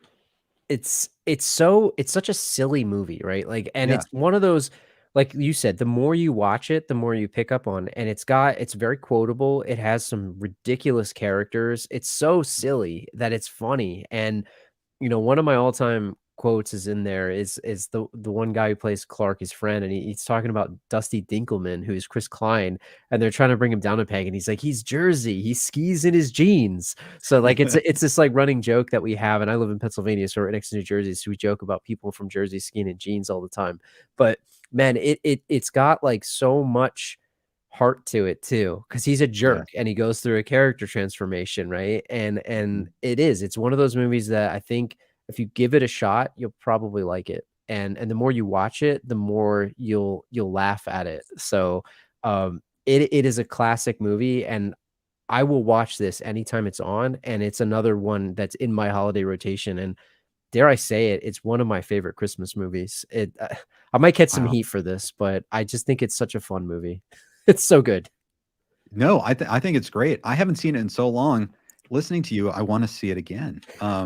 Because you're right, there's something about it, and I think it's like that small town feel. It's around Christmas time. It's got that sort of coming of age, even though he's old, he still has to come of age. Yeah, it's. I think that's a really good pick, Drew. Anna Faris in this is so funny. She is so funny, and it's got all the characters, and the music is great. Like it's awesome.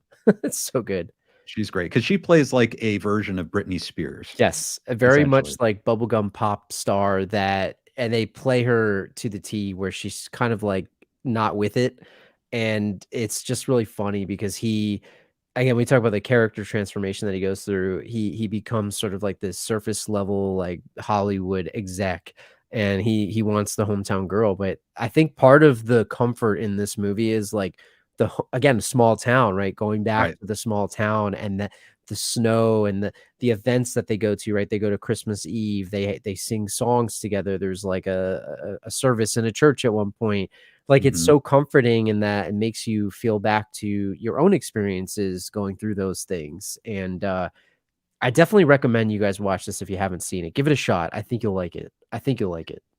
And Jay Wiggins says, hasn't seen this, but he trusts your taste in movies. Yeah, thank you. I appreciate that. And we also have a special guest, Kevin Badway. Good to see you, Badway. Yes.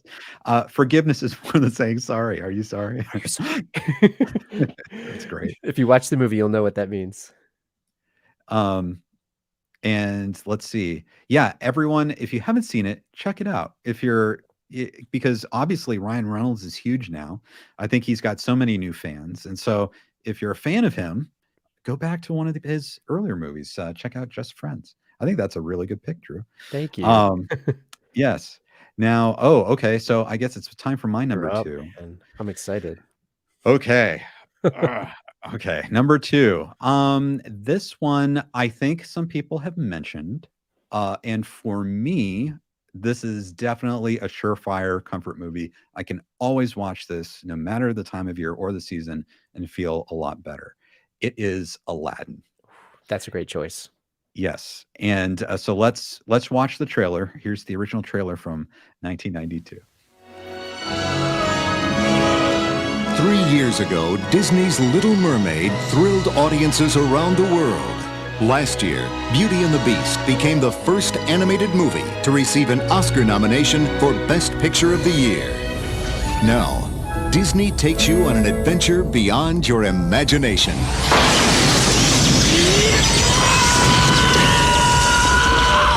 Why?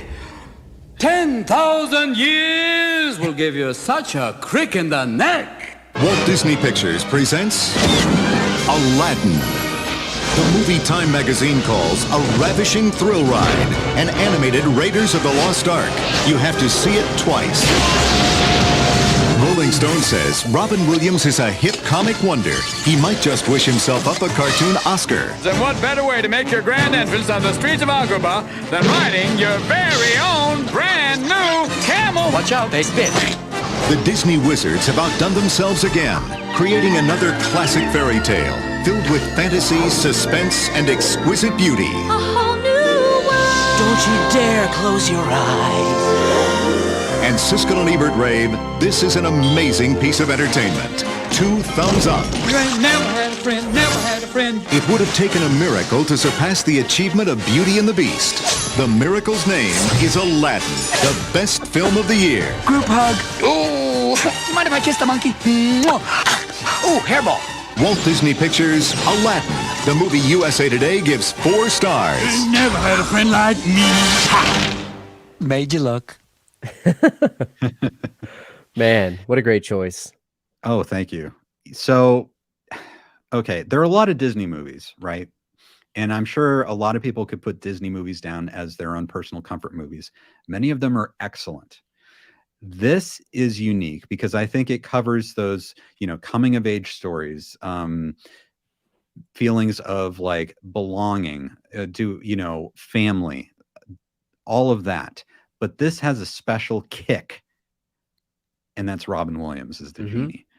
And obviously you can see even back then people were praising him as the genie, but you picked a Robin Williams movie, Mrs. Doubtfire, for your number 5, and there's something about the guy. He's always my favorite actor, but there's something about the guy that, when he passed away, everyone was so sad. Like they knew him personally.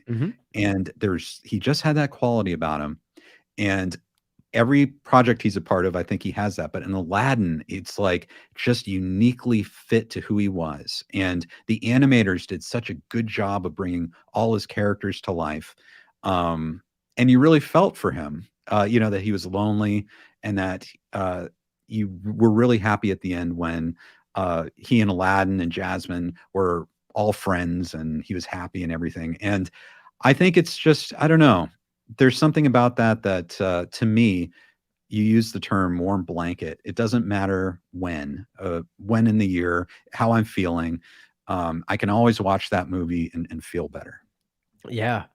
You said it so well. And I feel like there's Disney movies and then there's Aladdin. And Right. Aladdin, it's not even close. Like it is, in my opinion, the best Disney movie. Like I know that would be disputed.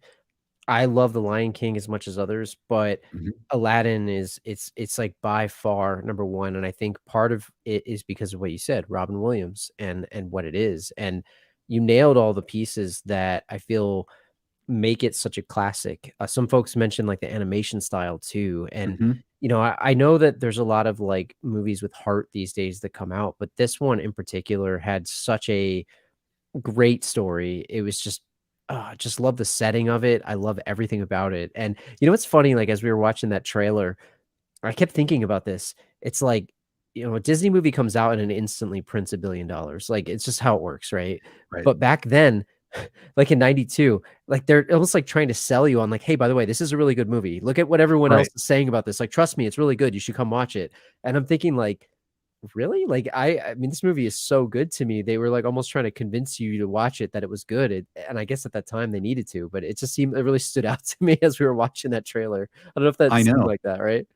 Well, and there was that quote that was comparing it to like, it's like the animated Raiders of the Lost Ark. And I'm like, oh, I've never thought about comparing it to Raiders of the Lost Ark, Yeah, it's really interesting. But you're right. It's like they had to kind of motivate people to go. And but man, yeah, I think you're right. It's like it's in its own league. It's different. And it's not saying that the story is deeper or more heartfelt than some other Disney classics. You mentioned The Lion King and Beauty and the Beast and, even back to Snow White, that type of thing. But it's just, it has all that, but it's so funny. And you have Robin Williams, I think. And it's just like this perfect package of a movie, and it's not too long. You don't have to sit down forever. And it's just this amazing dose of comfort. And so, you nailed it. Yes. Terry Johnson says Aladdin, one of my favorite movies, and villain. Yeah. Great villain. Ben Matello, great choice. And Gabe said the animation's fluid. Yes. Iago and Jafar, great villainous duo. Gilbert Godfrey is amazing. He is. He's just perfect. So I remember it came out that he was voicing a parrot, and I remember thinking along with other people, like, I don't know about that. But then you see it and you're like, yes, it is absolutely perfect casting.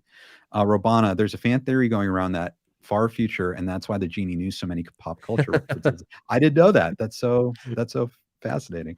Flip the Script says Aladdin was great for many reasons, but Robin Williams' energy was outstanding. It really was. Yes, just absolutely manic energy. Josh says Aladdin and Karate Kid. Good job in both. Will Smith. That's so funny. Let's see. Peter says Genie is great, but as a boy, I liked Aladdin had similar skin colors to me. Yeah, and it's not. It's kind of breaking out of like that kind of like Disney trope of everyone's white, and then Peter says then came Mulan with people that looked like me. Yeah, and Mulan's another really great one too. Like, and that had Eddie Murphy and yeah, it really, I think there's like the before and after Aladdin, I think. Yeah, I agree. And like even because I've recently rewatched Little Mermaid, like having a 6-year-old daughter and stuff, right? So you watch these movies again and like that period of time, like I know the new ones are good and everything, right? But like I really do miss hand-drawn animation. I know why Yeah. they don't do it anymore. But there's something about that period of time in the 90s when these movies came out and they were so special. Like they were so special. It was an event. And now it's like, oh, what's the next one that's coming out? And like, I don't want to belittle the movies that are coming out. A lot of people work hard on them and they're great. But there was something about, we talk about this with Star Wars, like sometimes like less is more. And you get these and you get them every so often. And it was like an event. And you get like Lion King and Aladdin and Beauty and the Beast and a lot of these things. And it's hard to describe what I'm trying to say, but even that in itself is somewhat comforting in that there wasn't a ton of them. And when it came out, you knew it was going to be special. And there's something unique about it. And this one, a great pick, Ken. I think it's a great one. It's a really good movie. Thank you. Yeah, it's, I think it says something that we both have to have a Robin Williams movie, in our top comfort movies, So, Melissa says Robin Williams as the genie is what made me feel like magic is real. Like it was being brought to life right before our eyes. Yeah, because what he does is like magic. I love that. That's wonderful. Gabe's lets us know that there's a video on YouTube of Robin Williams doing genie outtakes. That would be great to see. And Cody, good to see you. Cody. Strike First Media. Everyone, if you're a fan of Karate Kid and Cobra Kai, check out Strike First Media and subscribe. That's for sure. And then I like this comment. Josh says Disney soundtracks from the 90s, comfort music. Yes. Yeah, the music in the movie, I mean, just like hearing A Whole New World, like that song is great. I mean, you listen to that, it takes you, it's a time machine. A lot of these things, you get back into where you were when you first heard it. And, music, you mentioned it when we were talking about John Williams, is inherently comforting. I think the Disney soundtracks are a perfect way to put that too. It's so true. It really gets you in that mentality that you had when you were watching this the first time. It brings you back. Yes, absolutely. Well, Drew, wow. Okay. Now is it time? It's time for our number one picks. Number one. I'm not ready. Movies. Here we go. All right, Drew. How about yes, so it's your turn. Oh, let me here we go. Number one. There we go. Number one. Oh, all right. Man. We'll push am I in. gonna catch am I gonna catch heat for this? Let's see. We'll see. I don't know. So this may not be comforting to others, but this series, and we'll go through our honorable mentions in a bit, so you'll see what didn't make the cut, but there are a few movie series, and I'm gonna cheat again. I'll follow your lead. I'm gonna go with a series. Okay. There's few movies that make me feel the way I feel when I watch these movies in terms of like comforting, in terms of like making me laugh, making me think about where I was when I watched them and a particular period of time when I grew up. And these movies were out when I was, in late high school into early college. They're comedies. And they make me, I don't know, just it's a coming of age tale of my life, right? So right. I'm gonna put this out there. The American Pie series, like all 4 of them, right? And I'll put that out there. I guess we could talk about it in a minute, but it may be a controversial pick, but it's my number one right now, currently. Very, very fascinating. Okay, guys, we'll play the trailer for American Pie. Dude. Wow. I American Pie, yes. So I have a lot to say about these, and I'll try to be brief. But like, man, it's hard to put into words. Like, I agree with you exactly, Cody. And I want to say something about what Peter said here too, because we talk about like what John and Hayden, and I know Josh wasn't involved in this, but like what they did with legacy characters. I love American Reunion. I think it's a fantastic movie. And I know, again, I'll catch heat for saying that for some people, like the critics don't think it's great, but they captured what I love about this series and they made it like I love the fourth one. I love that movie. I think they did such a good job capturing what the series is about and sort of bringing it back to like who those characters were.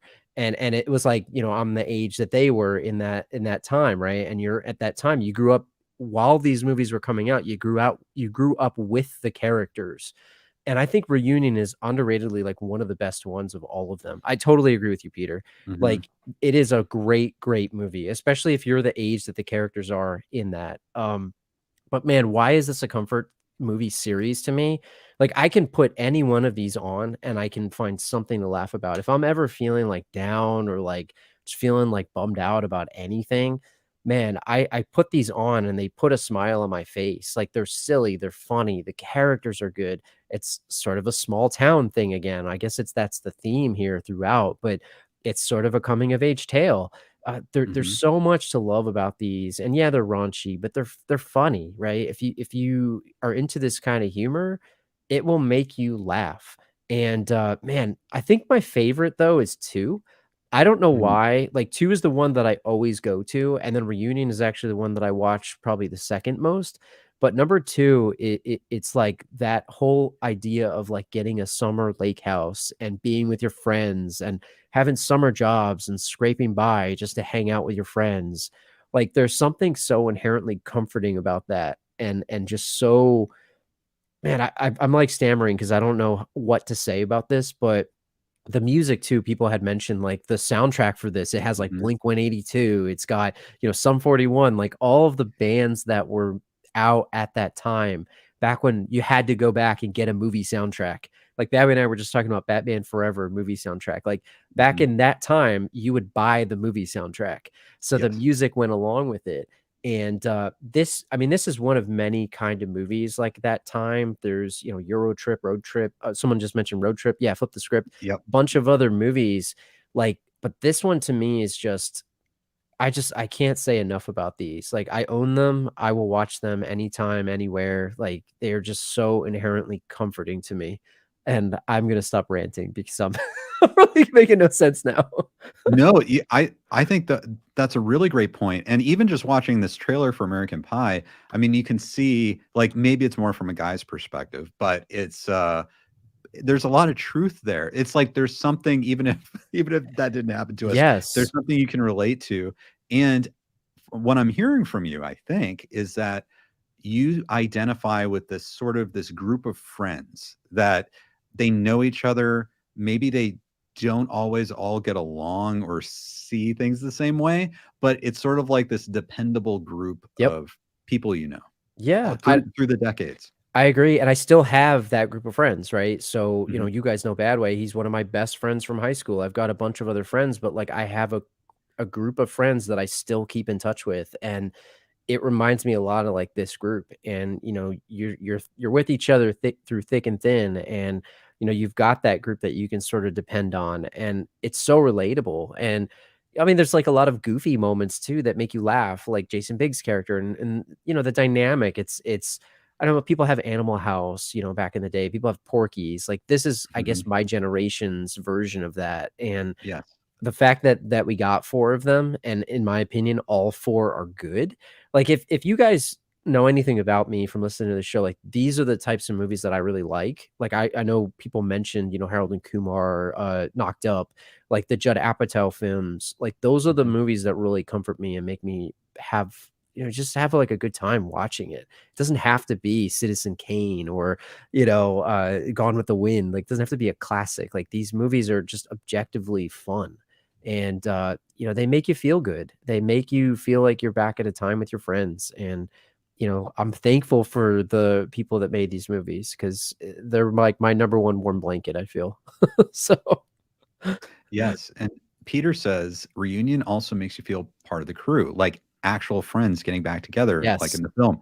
Also, a credit for John and Hayden for Harold and Kumar, which starred John Cho, the MILF guy. Yeah, very no well kidding. said.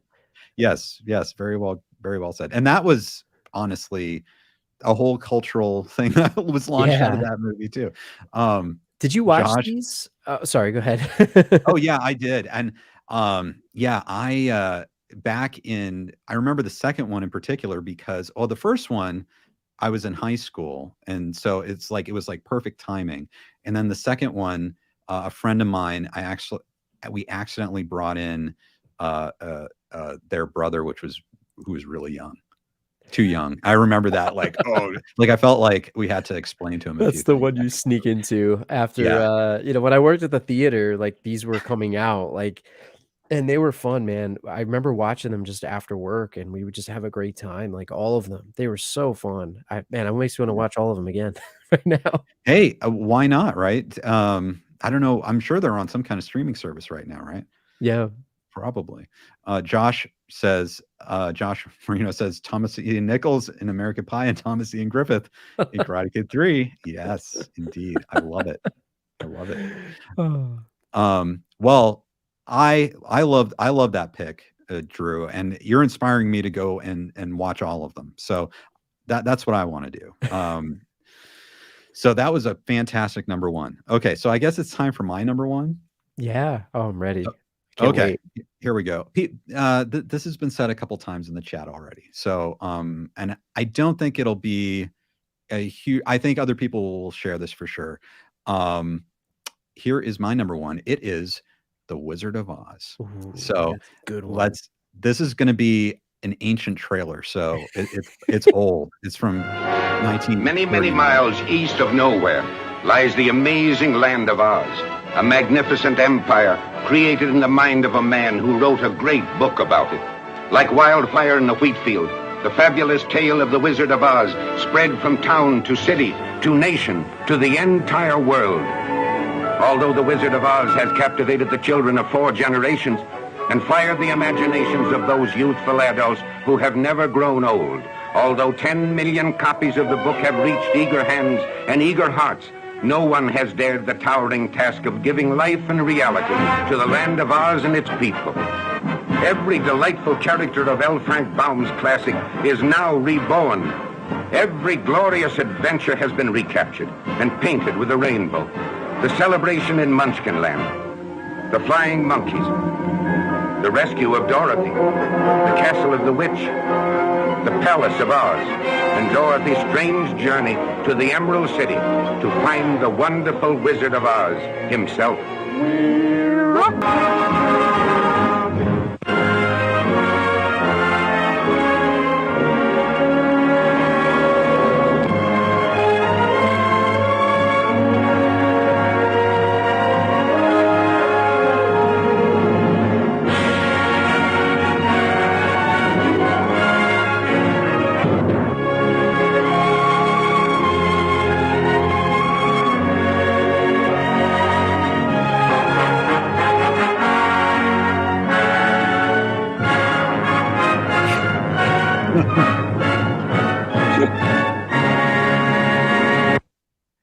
That's a great Okay. pick.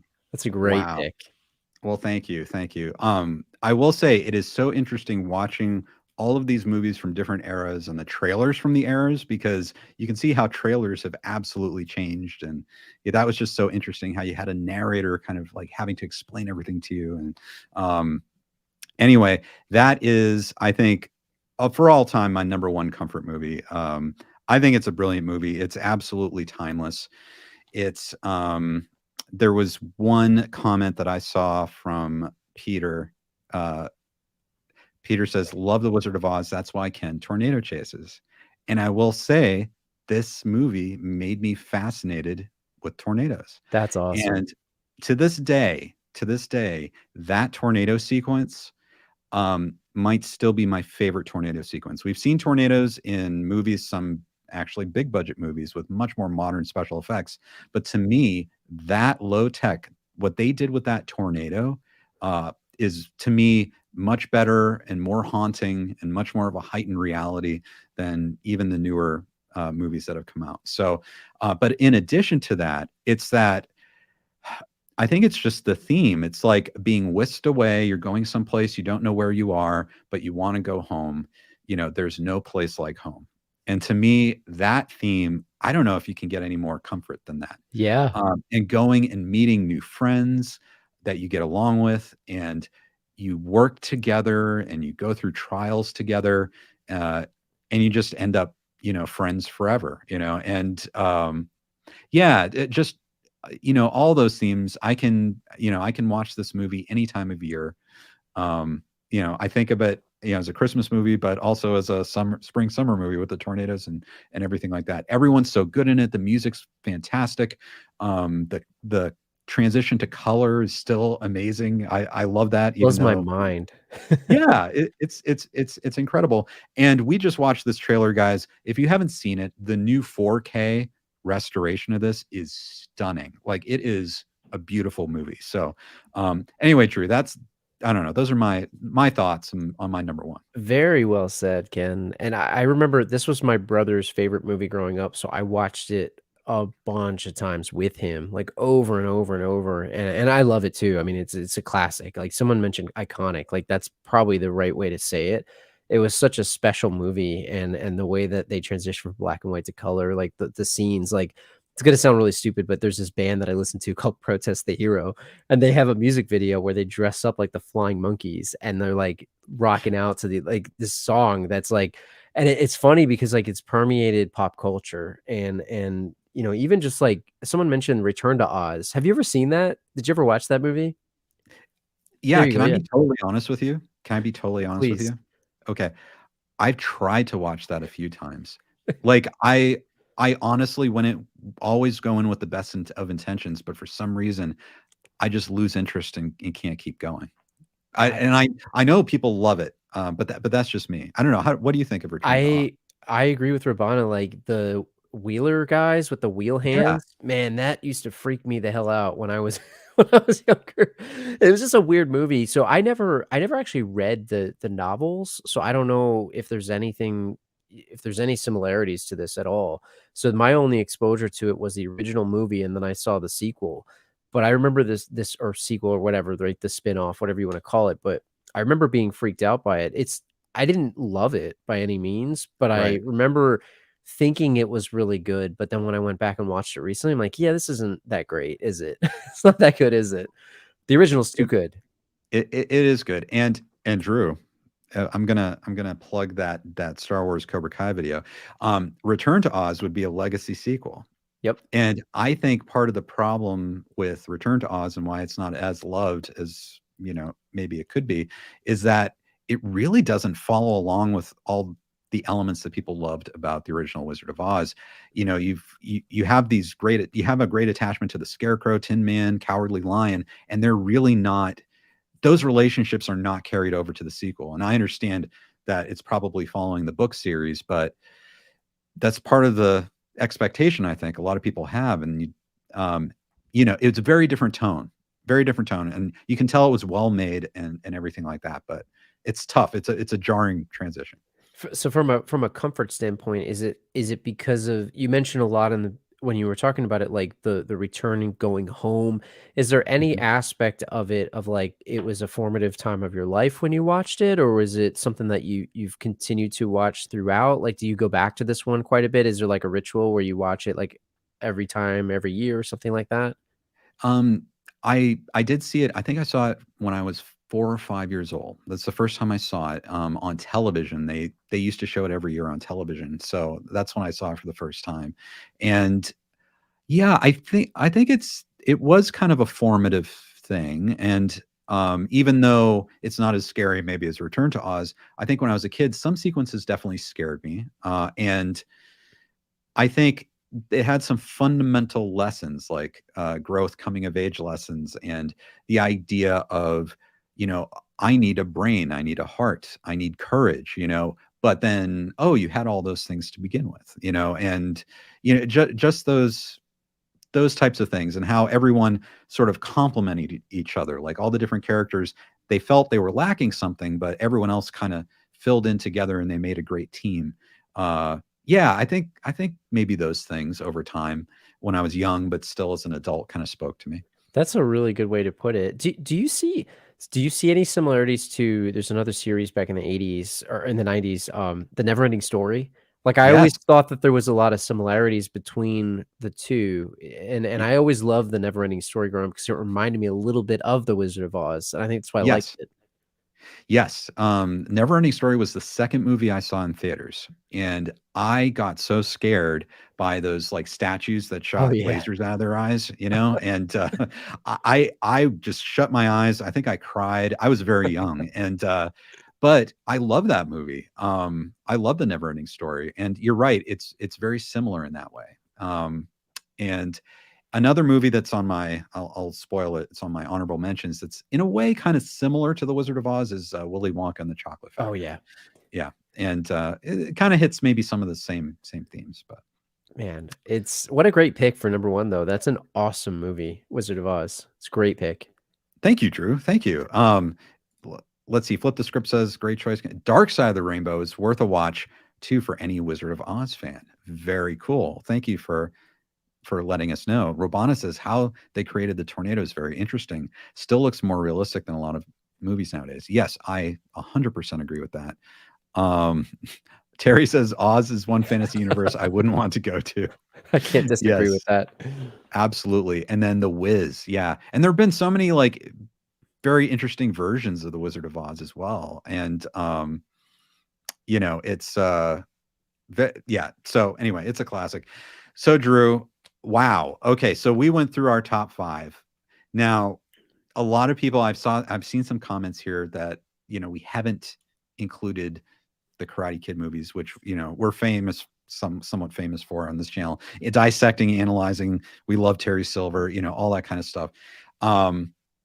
What would you say about the Karate Kid movies? I think they're comforting. I didn't put them on the list.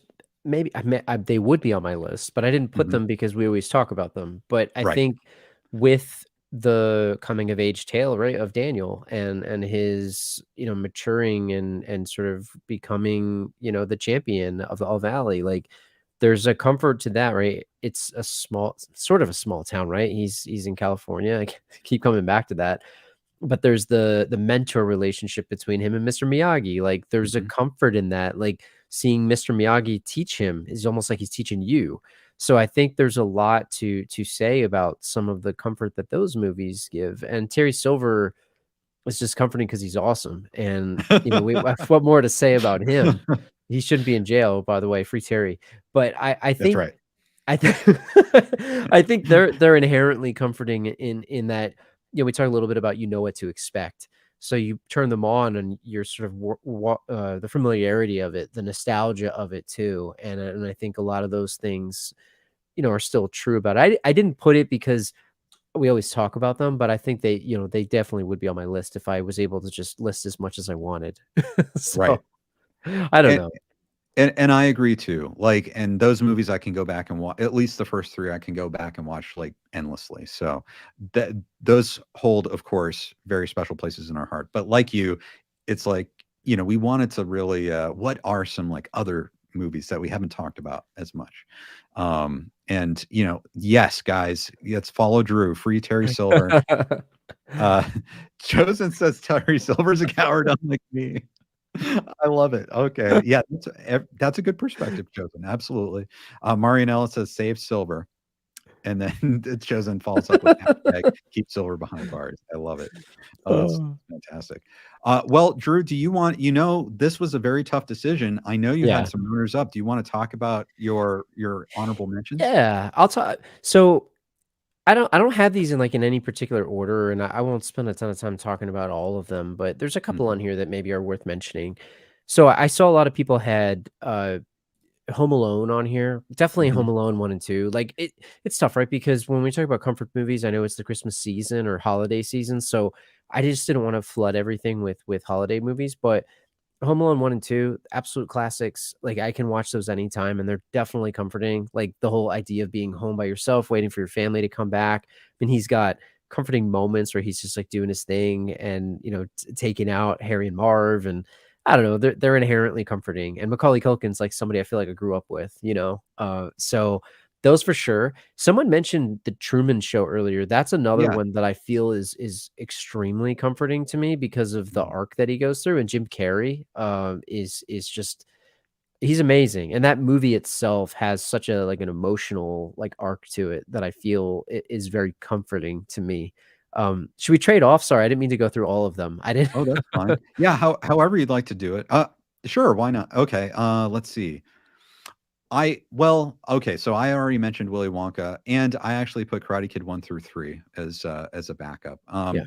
Someone else mentioned The Lord of the Rings, and Fantastic. I love The Lord of the Rings. I even like the Hobbit movies, but The Lord of the Rings are great, and it's a great world. I love the story. It's definitely like coming of age hero's tale, but it's a wonderful world to live in, wonderful characters that you meet along the way, lots of exploration, discovery, imagination. Yeah, so very comfortable to me.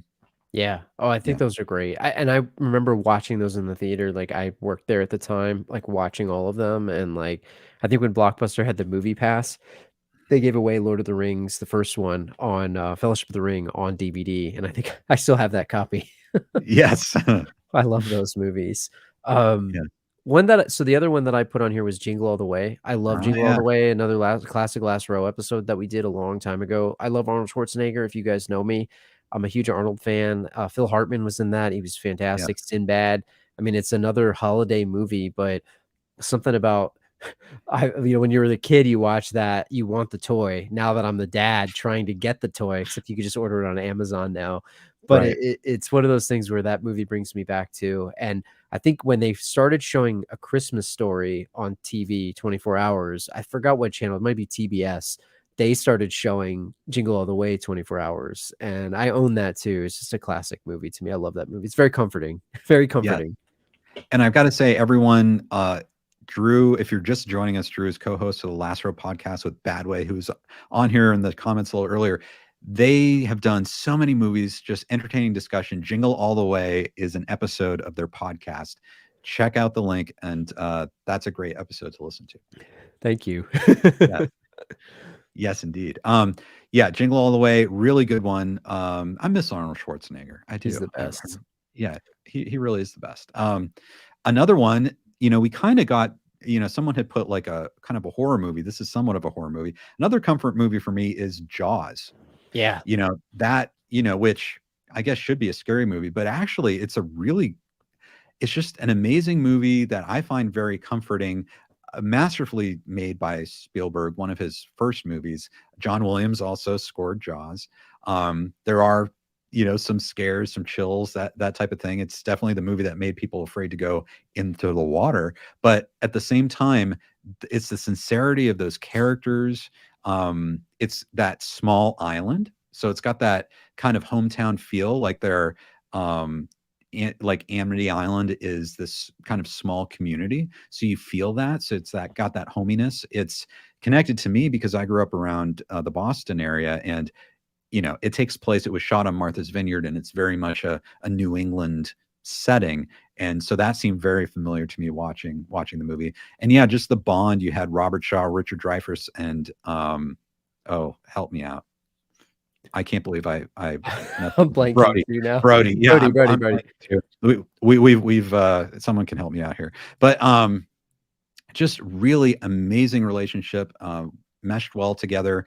And every time I watch it, I hope Quint, sorry, spoiler, he dies, but it's like you watch it every time and you kind of hope this time it's different. Yeah, and he doesn't different. die. Yeah, it's really, I don't know. So that's what I think about Jaws. Oh, that's a good one too. Oh man, I have so many on here. Like, it's so Roy Scheider, sorry. Yeah, there you go. Okay. Man, and anyone that's watching, like, if imagine trying to curate a list, if you're a movie person, like trying to curate a list of 5, it's like, of course you're gonna have so many. It's so hard. And again, we said like these are comforting movies. It doesn't mean that they're like classics or the best. But another one that I put on here was I think Tim Burton directed this too, actually, if I'm not Yes. wrong. Big Fish. If you guys Yes. haven't seen Big Fish, like get your tissues ready. It's a very like emotional movie, and now being a father, like having a kid, like I watch that with a different lens. But it is Big Fish is a fantastic movie. It makes you feel a lot of different things, and Ewan McGregor's fantastic in it. There's a cast of characters there. It's wonderfully shot. It has some awesome visuals, and the story is so cool.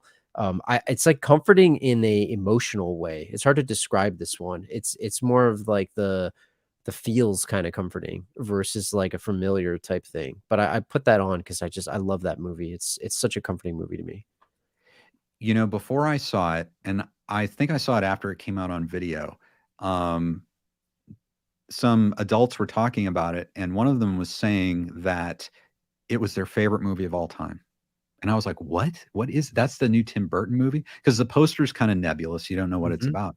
And then watching the movie, I couldn't believe Tim Burton made it. It Yeah. was really you're right. It's just so touching.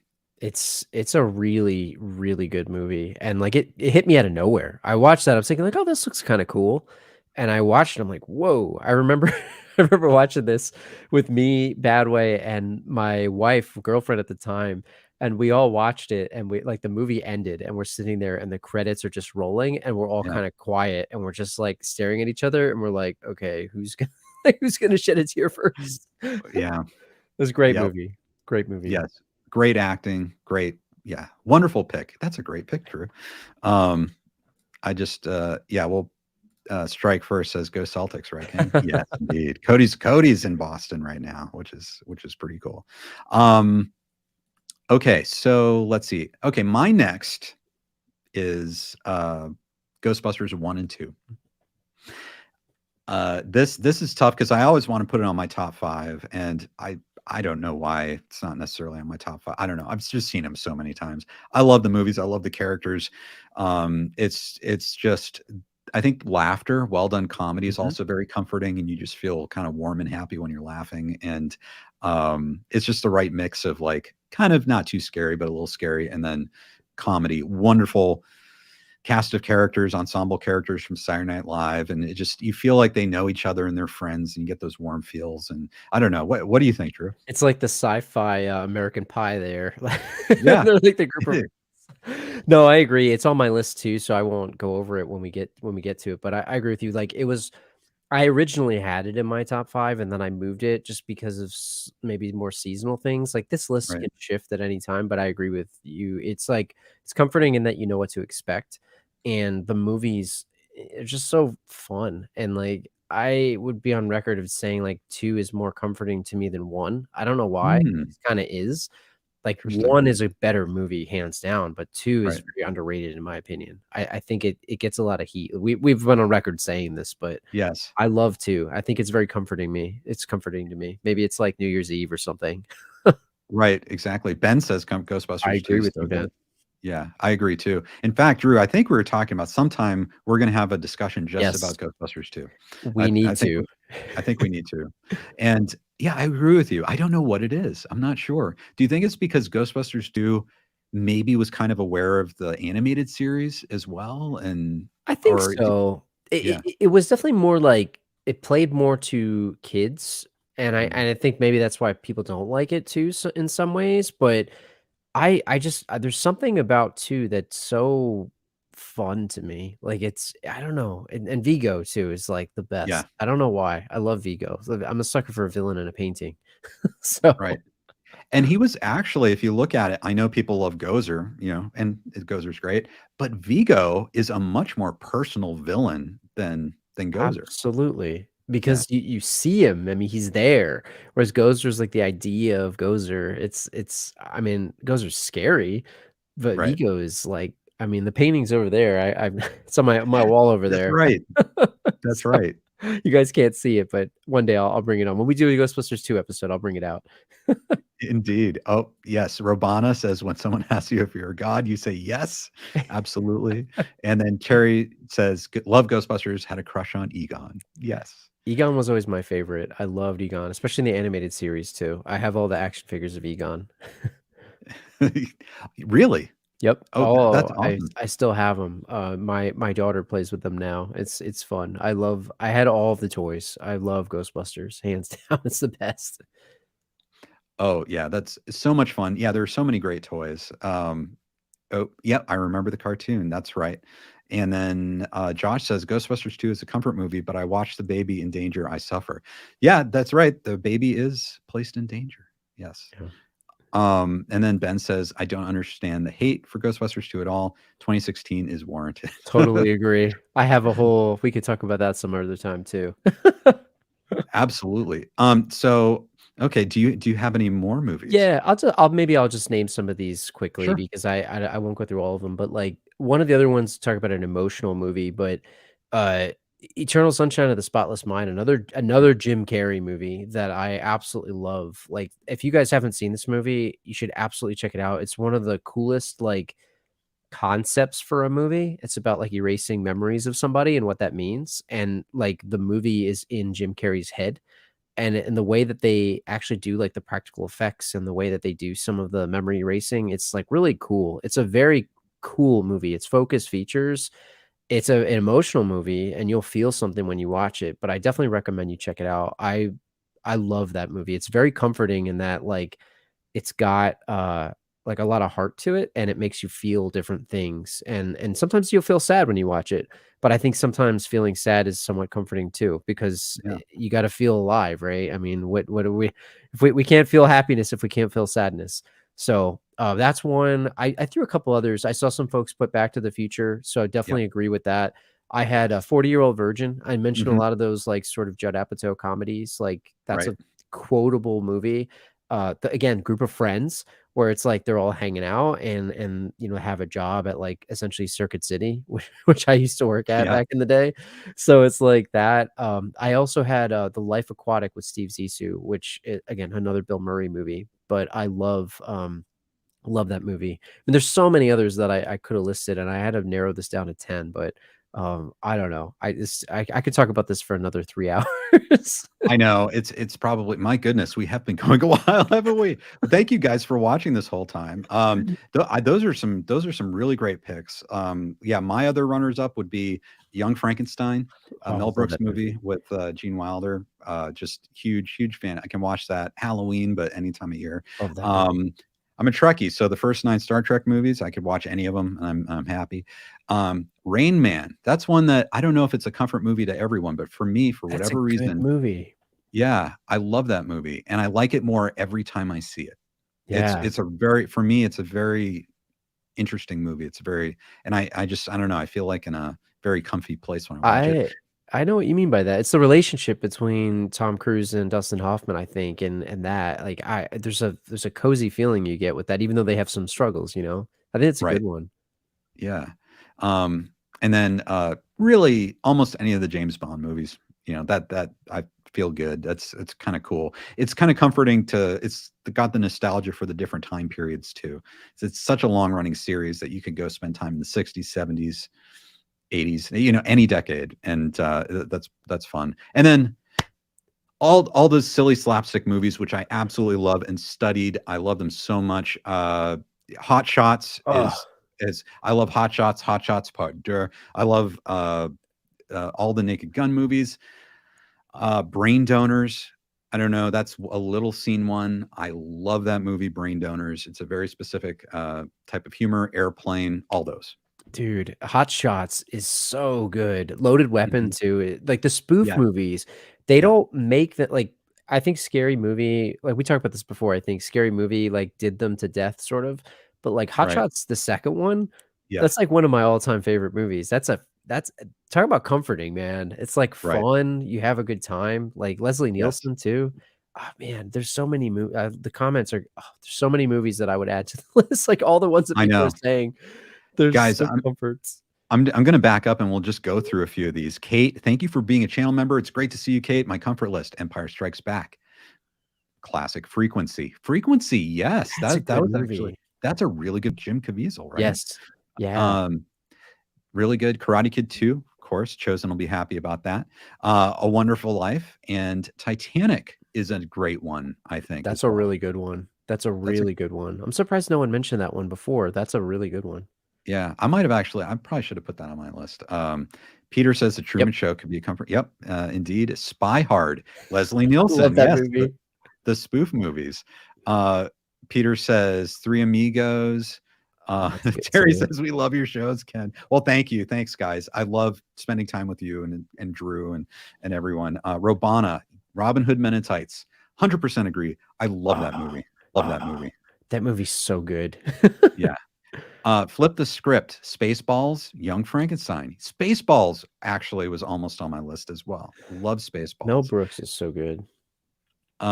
Oh yeah, he's great. I still hope somehow he'll do one more movie, but I don't know if he will or not. Peter says Top Secret. Right. That's part of the same Zucker, Abraham Zucker crew. I don't like that. I don't like Top Secret as much as the others, but you've got Val Kilmer. There's some very funny scenes. Peter says Real Genius. That's a great one. That is a great one. That's one when I was young, I watched to try and figure out what it would be like to go to college. It wasn't quite like that, but slightly different. Yeah, it was a little different. There was no like huge tub of popcorn. I'll tell you that. Fatal Instinct, that was a good one.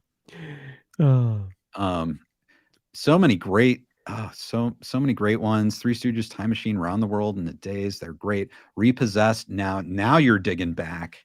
My gosh, that was I think that was a cable only. I don't think that was released in theaters. I don't know that one. That's with Leslie Nielsen, and it was a spoof on like horror movies, including The Exorcist. I have to check that Linda out. Blair is actually in it. It's like one of those PG-13, slightly raunchy spoof movies. Yeah, It's up my alley. Yeah, I think you'd probably get a kick out of it. Let's see, and Cool Runnings, John Candy. Now, I will tell you this: we haven't mentioned it. We haven't. We did a little bit with John Hughes. John Candy is another person that instantly makes a movie a comfort movie, I think. Yeah. Well, think about just like very good example, right? The scene where he's with Kevin's mother in Home Alone in the back of the car or the van. Like he comforts her. Like he is comforting inherently. He's amazing. Like I love John Candy. Uncle Buck, he's so good.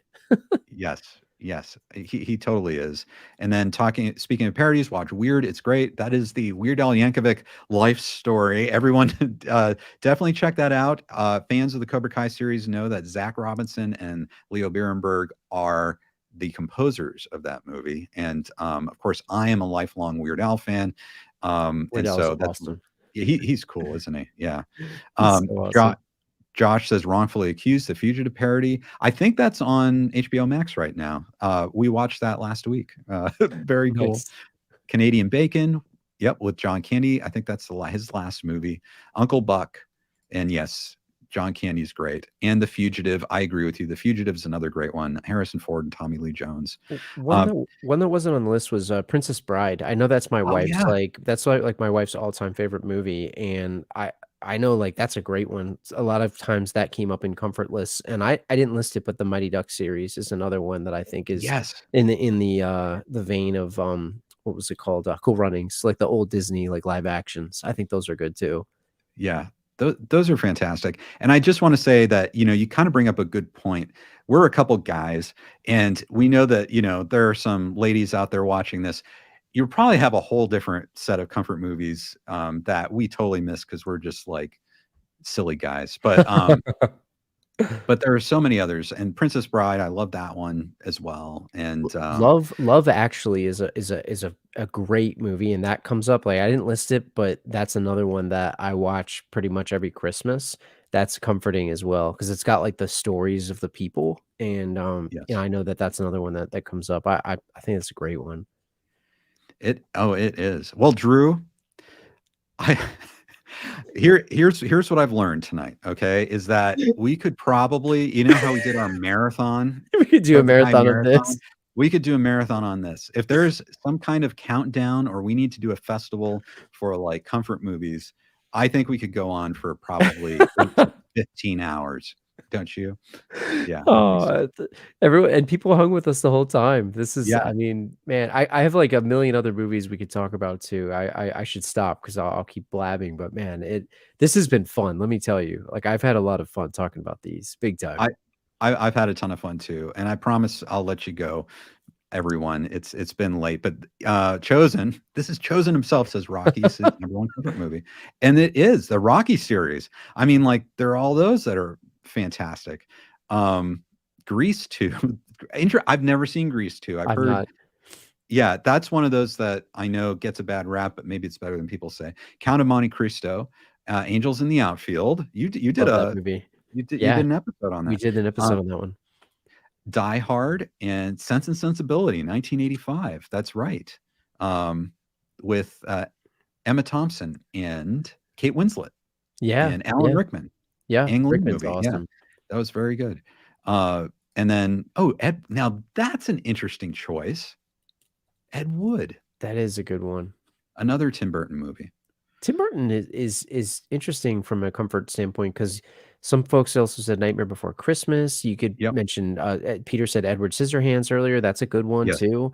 There's a lot of like comforting aspects of Tim Burton's style, even though it can be sort of like macabre and like weird. But I think he does a really good job with sort of like putting you in a world that's like it's like our world, but it's a little different, and Right. it's unique. And I think he does a good job with that. Even Batman '89, you could sort of say that too. Yeah. Yeah, 100%. Yeah, he does. It's really interesting. I wonder if that's because he kind of I don't know, he's connected with his inner child or something like that. I don't know. Well, Drew, looking back on tonight, if you could sum it all up, everything that you've kind of talked about, you've talked out all these comfort movies.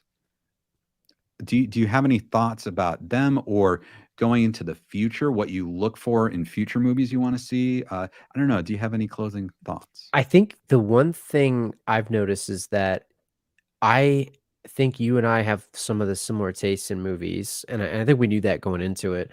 Mhm. The things that I had on my list, I think you could have had on yours, or the things that you had on your list, I could have had on mine. Like it's hard to pick, but I think what I've learned is that a movie doesn't, and we've talked about this earlier, a movie doesn't need to be like good to be comforting. It doesn't have Right. to be a classic to be comforting. It just has to give you a specific feeling. And I think maybe to sum it up, it's like that warm cup of tea and a blanket, or you just cozy up and you just watch this thing and it brings you back Right. to a place that you were, or gives you a particular feeling that you know, just sort of at peace and you're just kind of comforted. And a warm cup of tea and a blanket, I think, is the way that I would describe these things. And all of these movies, I think, fit within this bucket here. I don't know. What are your Yeah. thoughts?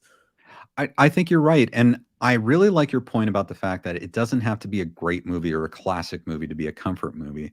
Because, turning on the television now, you see all these like holiday movies and Christmas movies that are horrible. But the thing is, I enjoy watching them because they're bad. They're kind of Yes. entertaining. But a lot of people just enjoy watching them because they have those elements where it is silly and brainless, but it has those elements that you can rely on, that you look forward to, and it's kind of comforting to have it on. And that's why they make so many.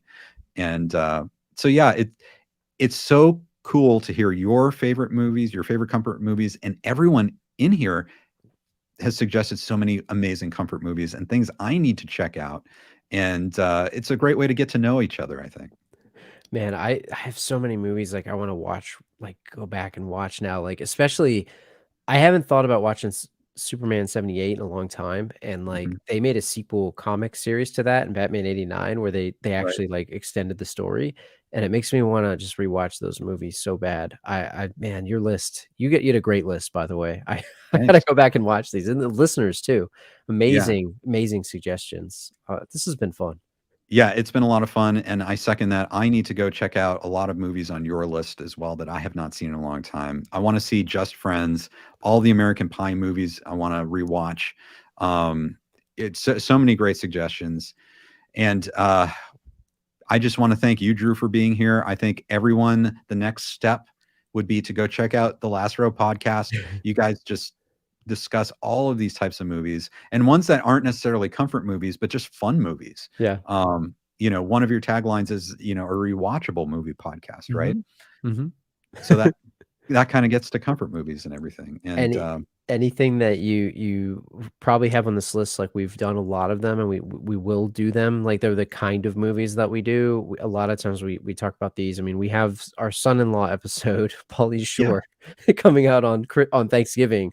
So hopefully that gives you a little bit of comfort, but check it out. I mean, that's the kind of movies that we do. It's like, we were like, well, what kind of Thanksgiving movie would the Last Row podcast do? How about Pauly Shore, son-in-law? They go home for Thanksgiving, right? Right. So that's like describes my show in a nutshell. So check it out. Thank you. Everyone check it out. Subscribe. And after you subscribe and listen to the episodes, give them a 5-star review. They deserve it. Thank you. Donnie Pearson says, thank you both, Ken and Drew. Be seeing you. Thank you. Thank you for watching, Donnie. Thank you everyone for watching. And then Peter asked Drew, your beard better be longer next time we see you. I'll do my best. Indeed. Well, thank you, Drew. And thank you for giving me the opportunity to listen to your thoughts on your favorite comfort movies. I've learned a lot, and I look forward to doing this again. Maybe someday we'll do our 24-hour marathon discussion about all this stuff. But if there's anyone that can do it, I think we could. I think we could do it. 100%. Well, Drew, have a very happy Thanksgiving if I don't talk to you. Thank you for having me. Oh, it's my honor. Always great to have you. And everyone watching, have a very happy Thanksgiving. Or, whether you celebrate in the United States or not, have a great weekend. Have a great holiday season. And we look forward to seeing you next time on KenCast. Have a wonderful night. And I'll hit the right outro this time, I think. Here we go. See you guys. Thank you for joining us tonight. And we look forward to seeing you next time on KenCast.